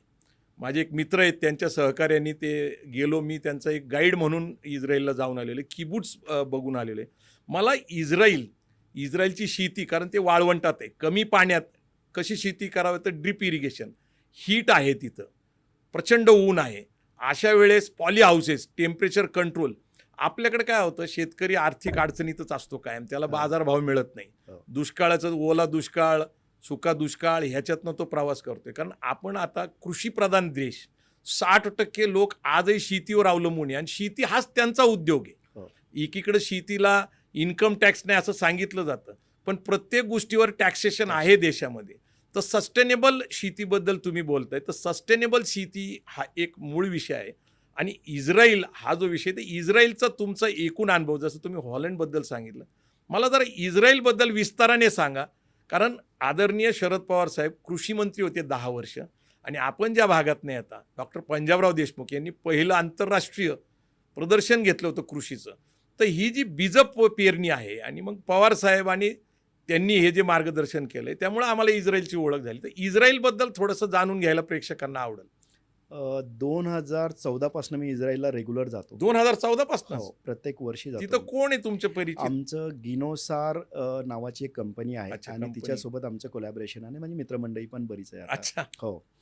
इस्रायलविषयी मी 4-5 गोष्टी तुम्हाला प्रामुख्याने सांगतो की आपल्या भारतामध्ये ना, माझं असं मत आहे की व्यवसाय असो किंवा शेती असो, शेती पण व्यवसाय आहे, तो प्रोडक्शन बेस मार्केटिंग नाही केली पाहिजे, मार्केटिंग बेस प्रोडक्शन केलं पाहिजे. हो. तर इस्रायलमध्ये हे खूप महत्त्वाचं आहे, किंवा मार्केट काय आहे, मार्केटची डिमांड काय आहे, त्याच्यावरती ते काम करतात. इस्रायलला बास्केट ऑफ युरोप युरोप, म्हटलं जातं. correct, म्हणजे correct. युरोपमध्ये जी फळं आणि भाज्या आणि हां, फुलं ते जातात. basket त्यांनीच ते लॉन्च केलं. हां, म्हणजे ग्रेट आहे, कारण Great. हे वाळवंटी प्रदेश आहे, हो. पाण्याचा तुटवडा आहे, हीट आहे ना, असं असताना बास्केट ऑफ युरोप म्हटलं जातं. करेक्ट. दुसरी गोष्ट त्यांच्याकडनं क्लस्टर बेस फार्मिंग ज्याला म्हणता येईल. Cluster base. एक स्टडी करून त्या क्लस्टरमध्ये ती फार्मिंग केली पाहिजे. क्लस्टर बेस म्हणजे काय नेमकं? क्लस्टर बेस मराठीत म्हणजे काय लेट्स म्हणतात त्याला? एक्झाम्पल की बाबा आता क्लस्टर सामूहिक शेती? सामूहिक शेती सामूहिक म्हणतात. शेती. सामूहिक म्हणण्यापेक्षा सामूहिक पीक एक हा, पीक नाही, एका भागामध्ये एक पीक घेतलं पाहिजे. हां, भारतात काय आहे की 75% लोकांचं हां. 1 हेक्टर पेक्षा जास्त. कमी क्षेत्र आहे. बरोबर आहे. म्हणजे 4-5 एकर पेक्षा हो. कमी. त्यात ते जिराईत हो, वगैरे अनेक त्याच्यात कॅटेगरी, ते डोंगराळ भाग वगैरे. हो, हो. तर क्लस्टर बेस बद्दल थोडंसं सांगा ना जरा. तर क्लस्टर बेस म्हणजे की 10, 50, 100 एकर 100 शेतकरी एकत्र येऊन समजा 1000 क्षेत्रामध्ये किंवा क्लस्टर क्रॉप वाईज क्लस्टर करायचं, किंवा इथं ऑरेंजचं क्लस्टर असेल, इथं हळदीचं असेल, इथं हे केळीचं एकच असेल, पीक घेतात ते. एकच पीक घेतात. त्याचं कारण तुम्हाला मी सांगतो. त्याच्यामुळे त्याची मार्केटिंग करणे, त्या पिकाचं मॅनेजमेंट करणे, त्याला लागणाऱ्या सर्व्हिसेस इझिली अवेलेबल करून घेणे, ते खूप स्वस्तात पडतं. म्हणजे इनपुट कॉस्ट कमी राहते, त्यामुळे आउटपुट कॉस्ट त्यांची चांगली त्यांना भेटते. त्यामुळे क्लस्टर बेस केलं पाहिजे. तिसरा महत्त्वाचा त्या देशाकडनं आणखी एक शिकलं पाहिजे, की बाबा बोलते ना, जो खपता है वो पिकाना चाहिए. म्हणजे अच्छा. असं हे जे मराठीत विकतं आमच्या ते विदर्भात पिकवलं पाहिजे. हां, तसं केलं पाहिजे. आणि जगाला काय पाहिजे, माझं काय म्हणणं आहे, की भारतामध्ये तुम्ही फळं बघा, गोड असल्याशिवाय आपण खरेदी करत नाही. आणि फळांची गोडी जास्त असल्यामुळे आपली फळं एक्सपोर्ट होत नाहीत. कारण जगामध्ये शुगर कंटेंट जास्त झालं तर फळं घेत नाहीत ना. हां, तर हे माझं म्हणणं आहे की अशा व्हरायटी डेव्हलप झाल्या पाहिजे, की ऑरेंज हा आंबटच पाहिजेत ना. सिट्रस. हां, सिट्रस हे आंबटच पाहिजे, जे जगाला लागेल. तर त्या देशापासून त्यांनी त्याच्यावर एक काम केलं. आणि चौथं आणि खूप महत्त्वाचं, की आपलं काम मार्केट करता आलं पाहिजे. म्हणजे इस्रायलमध्ये जेवढ्या केळी लावतात ना, आपल्या एका जिल्ह्यात लावतात. अख्ख्या इस्रायलमध्ये तेवढ्या अरे लावतात. बापरे. पण केळीचं नाव लोकं घेतलं म्हणतात इस्रायलची केळी.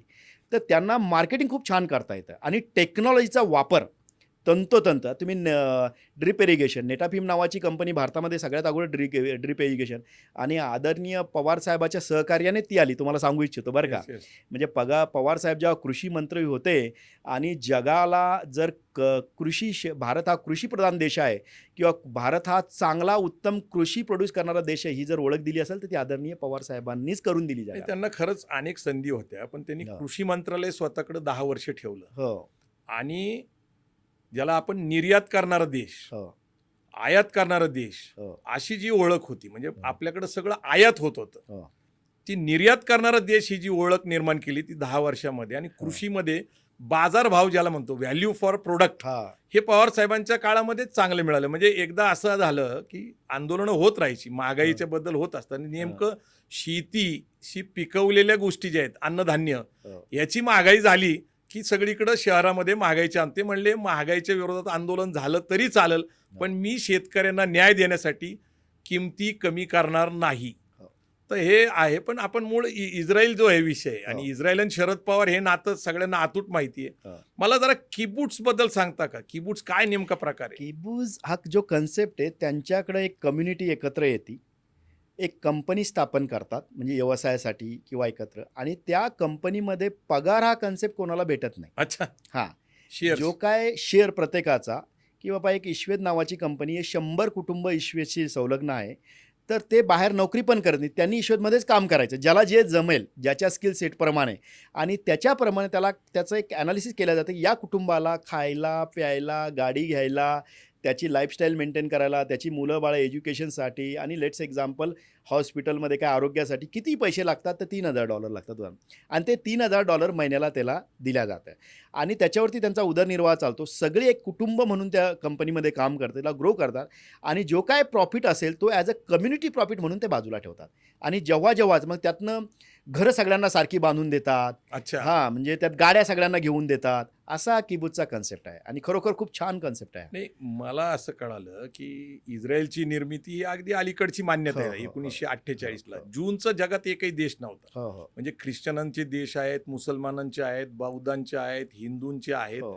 अनेक धर्मीयांचे आहेत. पण आपला देश नाही अशा अस्मितेने ते तिकडे गेले. मला असं कळालं की त्यांनी पॅलेस्टाईनमध्ये पहिल्यांदा क्षेत्र जमवायला सुरुवात केली, हो. विकत घ्यायला. कारण श्रीमंत हा. लोक आहेत, ज्यू लोक हो. जगातल्या वेगवेगळ्या देशातनं आले, रशियातनं आले, ऑस्ट्रेलियातनं आले, न्यूझीलंडमधनं आले, स्पेनमधनं आले, भारतातनं सुद्धा गेले. हो. आता एक वेगवेगळ्या विचार संस्कृतीचे भाषेचे लोक तिथं स्थलांतरित झाले, शेती करायला लागले. पण शेती केल्यानंतर अरब लोक ते उत्पन्न जे निर्माण व्हायचं ते पळून न्यायचे. हो. असं ते मला काहीतरी गोष्ट कळाली. आणि त्यांचं जे समजा काही पीक लावलंय, फळं आली तर ती चोरून न्यायची किंवा लुटायची.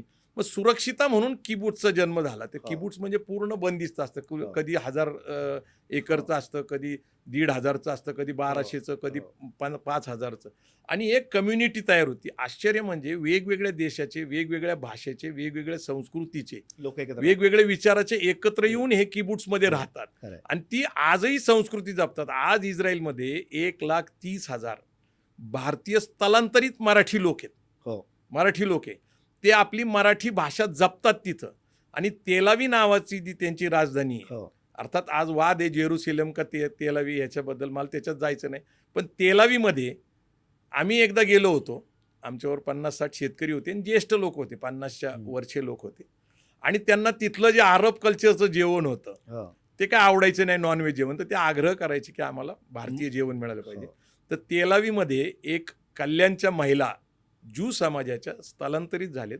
आणि त्यांनी जवळपास एक 15-20 वर्षापूर्वी रेस्टॉरंट थाळी बर नावाचं तिथं एक मराठी फूड कल्चर ज्याला म्हणतो आपण. हो. म्हणजे तुम्हाला वरण भात, पिठलं, भाकरी, भरलेलं वांग हे ताटात आणि पाटावर बसून खायला मिळतं.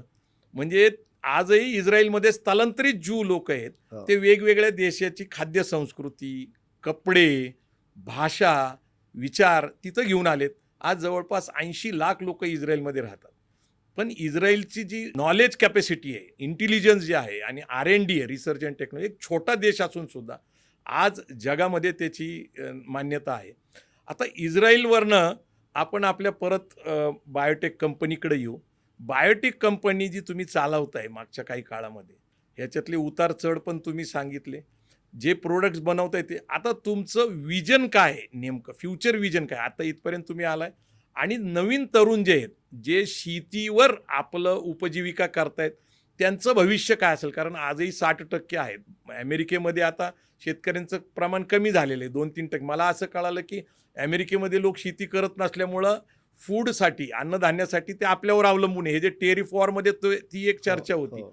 तर उत्तम शेती, नफ्यातली शेती, फायदेशीर शेती, याच्यासाठी आपण आता नवीन तरुण शेतकऱ्यांना हो. नेमकं काय मार्गदर्शन करता? तुमचं विजन काय आहे? कारण आता आपण पॉडकास्टच्या शेवटाकडे चाललेलो आहे. हो. तुमचं विजन महत्त्वाचं आहे. आणि शेतकरी हा उद्योजक म्हणून झाला पाहिजे. कारण आपल्याकडे एक म्हण आहे, उत्तम शेती, मध्यम उद्योग आणि कनिष्ठ नोकरी. पण आपण नोकरीसारखं, आपण आपल्या कंपनी नोकरीसाठी काम करताय, उद्योग म्हणून शेती करताय. तर तिन्ही गोष्टी एकत्र केलेल्या आहेत. शेतीचा उद्योग केला आणि तिथं स्वतः एम्प्लॉय म्हणून काम करताय, जे आपण समता सांगितली. तर नेमकं तुमचं तरुणांसाठी शेती या विषयाला धरून विजन काय आणि टिश्यू कल्चरचं भविष्य काय आहे? जसं तुम्ही विचारलं तर माझं असं मत आहे की येणाऱ्या 10 वर्षाच्या काळामध्ये 10 करोड शेतकऱ्यांच्या जीवनामध्ये प्रत्यक्ष अप्रत्यक्षरित्या बदल घडवायचा. तुम्ही बदल आणणार? मी बदल घडवणार आहे. हा बदल घडवायचा म्हणजे कुठल्या माध्यमातून की शेतकऱ्यांना लागणारे चांगले क्वालिटी प्लांटिंग मटेरियल. जसं मी म्हणलं की भारतामध्ये सगळं होऊ शकतं. भारत हा एकमेव देश आहे पृथ्वीतलावरती की आपल्याकडे वाळवंट आहे, -डिग्री टेम्परेचर आहे, बर्फाळ प्रदेश आहे, काळी माती आहे, सगळे वेदर आहे, पाऊस आहे. म्हणजे सगळ्या प्रकारचे क्रॉप आपल्याकडे होऊ शकतात. म्हणजे मी तुम्हाला खजुराचंच नाही पण क्रॅनबेरीज, ब्ल्यूबेरीज, सफरचंद सुद्धा आता खूप सगळीकडे होतं. आपल्याकडे सफरचंद उगवते. नारळाच्या जातीवर आम्ही आता एक काम करतोय खूप मोठं. तुम्हाला मी सांगतो, आता आमचं 2 मोठ्या देशाबरोबर कोलॅबरेशन जस्ट साईन व्हायच्या मार्गावर आलेलं आहे. तर आम्ही त्यामध्ये मोठं काम करतो. आमचे एक मित्र आहे मिथिलेश देसाई, लांजाला, रत्नागिरीला, तुमचाही परिचय असेल. फणसाव त्यांनी खूप मोठं काम केलं. जवळपास 84 जातीचे जगातले फणस एकत्र केलेत. आणि फणस पूर्ण महाराष्ट्र देशात ते मोठं काम आहे. तर त्या महत्वाचा विषय काय आहे की 10 करोड लोकांना तुम्ही प्रभावित करणार आहेत. नेमकं तुम्ही ट्रेनिंग प्रोग्राम घेणार आहेत का? तुम्ही काही लिखाण करणार आहेत का? असे काही पॉडकास्ट करून जागृती करणार आहेत का? आणि येणाऱ्या काळामध्ये आता इन्फॉर्मेशन टेक्नॉलॉजीमध्ये तुम्ही काम केलं, IT, आता AI ची एक चर्चा सुरू झालेली आहे. त्याची भीती पण निर्माण होती. तर AI बद्दल तुम्ही म्हणता AI हा मित्र आहे शेतकऱ्यांचा, हो. जरा त्याच्याबद्दल पण सांगा. जसं तुम्ही म्हणले की 10 करोड शेतकऱ्यांच्या जीवनात कसा बदल करणार, तुम्ही करेक्टली प्रश्न विचारला. तर मला नेहमी वाटायचं की शेतीला किंवा कुठल्या व्यवसायाला जोपर्यंत तुम्ही टेक्नॉलॉजी जोड देत नाही तोपर्यंत तुम्ही प्रोग्रेस करू शकत नाही, हे माझं ठाम मत आहे. Yes.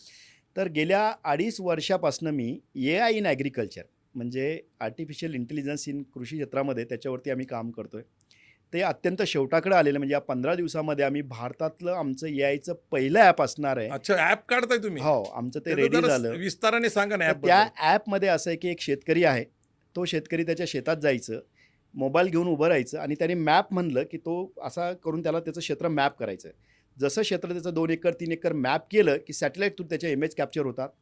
त्या शेतातला क्रॉप काय आहे, तो क्रॉप काय ग्रोईंग करतो, कुठे पाणी नाही, कुठे झाडाची कमी वाढ झाली, त्याच्यावर कुठला रोग आहे, त्या रोगासाठी काय असावं, याला खतं द्यावे किंवा नाही, कधी पाऊस पडणार आहे, एवढंच नाही, त्याचं प्री हार्वेस्ट आणि पोस्ट हार्वेस्ट कधी हार्वेस्टिंग करावं म्हणजे त्याला प्रॉफिट भेटेल. आणि त्याच्याही पुढं जाऊन लेट्स एक्झाम्पल त्या शेतकऱ्याने टोमॅटो लावला, 4 क्रेट टोमॅटो बाजूला काढले, तर त्याला तिथून तो बघू शकतो की या माझ्या पंचक्रोशीमध्ये आज टोमॅटोला भाव काय, म्हणजे मार्केट लिंकेजसुद्धा आम्ही केलं, जो बिगेस्ट प्रॉब्लेम आहे. त्याच्यानंतर त्यात एक फार्मर फोरम म्हणून आम्ही केलेलं आहे. ईश्वेत बनवतोय का हे? आणि एक डिफरंट कंपनी आहे, Okay. नेक्स्टजेन AI फार्म नावाची कंपनी आहे. ती मीच इस्टॅब्लिश केलेली कंपनी आहे, काही माझ्या टेक्निकल मित्रांसोबत तुमच्या मिळून. 4 कंपन्या आहेत असं कळलं. हो. तर त्यातली एक आता ही म्हणायची बाची. तर या क्षेत्रामध्ये आम्ही खूप मोठं काम करतो आणि सगळ्यात पण हे महत्त्वाचं ऍप फ्री असणार आहे का Free. चार्जेबल आहे? शेतकऱ्यांना अत्यंत फ्री असणार आहे. Okay. एवढंच ॲप नाही तर त्याच्यावरती फार्मर फोरम आहे की लेट्स एक्झाम्पल भारतातला शेतकरी तो ॲव्होकॅडोची शेती करतो, पण ॲव्होकॅडोची शेती भारतासाठी नवीन आहे. इस्रायलचा शेतकरी करतो, तर तो इथं त्याच्या समस्या लिहिणार आहे. इस्रायली शेतकरी त्याच्यावरती हिब्रू भाषेत लिहिणार आहे आणि त्याला हे मराठीत कळणार आहे. 18 भाषामध्ये आम्ही हे ॲप लॉन्च करतोय. त्याच्यानंतर शेतकऱ्यांना लागणाऱ्या काही पण बियाणं, रोपे, त्याला लागणारं इक्विपमेंट, त्याला लागणारी कन्सल्टिंग सर्व्हिसेस, त्याला जे काय लागतं त्या ॲप थ्रू सगळं त्याला भेटणार आहे. तर हे ॲप आम्ही आता लॉन्च करतो आणि या माध्यमातून जसं मी म्हणलं की आम्हाला 10 करोड शेतकऱ्यापर्यंत ग्लोबली पोचायचं आहे. तर हे ॲप निश्चितच काम. आता तुम्ही व्हिजनचं विचारलं, आमचं व्हिजन मिशन काय आहे? तर माझं असं मत आहे की एका कुठल्याही कंपनीच्या फाउंडरचं व्हिजन असतं आणि त्याला सपोर्ट करणारी काही माणसं असतात. 6 वर्षापूर्वी माझं हनुमंतराव गायकवाड जे BVGचे चेअरमन आहे, त्यांची माझी भेट झाली आणि खरं ग्लोबल व्हिजन माझं एक्सपॅन्ड करायला किंवा बूस्ट करायला त्या माणसाने मला खूप मदत केली. आम्ही एक वाक्य वापरतो, हं, अहद ऑस्ट्रेलिया तहत तर कॅनडा, कॅनडा. अवघा मुलुक आपला. म्हणजे Correct. छत्रपती शिवाजी महाराज हो, यांनी स्वराज्याची कल्पना अहद तांजावर तहद पेशावर, पेशावर. हा पूर्ण देश माझा असेल, हो. स्वराज्य निर्माण करेल. हो. तर त्यातनंच 21व्या शतकातली आमची प्रेरणा आहे. हो. अहद ऑस्ट्रेलिया म्हणजे देश, शेवटचा देश, हो. ते उत्तरेतला शेवटचा देश कॅनडा. हो. तर हे सुद्धा एक विजन आहे आमचं. तर Great. त्या- तर तशाच यांनी व्हिजन आता आमचं याचं आहे की जसं म्हटलं की एवढ्या शेतकऱ्यांच्या जीवनात बदल घडवायचा, 10,000 महिलांना येणाऱ्या 10 वर्षामध्ये रोजगार निर्मिती करायची आणि जगातल्या बेस्टच्या बेस्ट प्लांटिंग मटेरियल आहे ते शेतकऱ्यापर्यंत पोहोचायचं आहे. हेच आता आमचं व्हिजन आहे. आता आपण कितीही डॉक्टर संजय वायाळ सरांबरोबर बोलत बसलो तर थक्क होणारी स्टोरी आहे. IT कडून AI पर्यंत जाणं, लोकल टू ग्लोबल जागतिक विजन आणणारे डॉक्टर संजय वायाळ आज आपला वेळेत वेळ काढून व्यस्त वेळ, ते सतत परदेशात जात असतात, संशोधन करत असतात, अभ्यास करत असतात, व्यवसाय करतात. एवढा वेळ काढून डॉक्टर संजय वायाळ सरांनी आपल्याला वेळ दिला. नमस्कार, जय जिजाऊ, जय शिवराय. धन्यवाद सर. थँक्यू. नमस्कार, जय जिजाऊ. धन्यवाद. थँक्यू.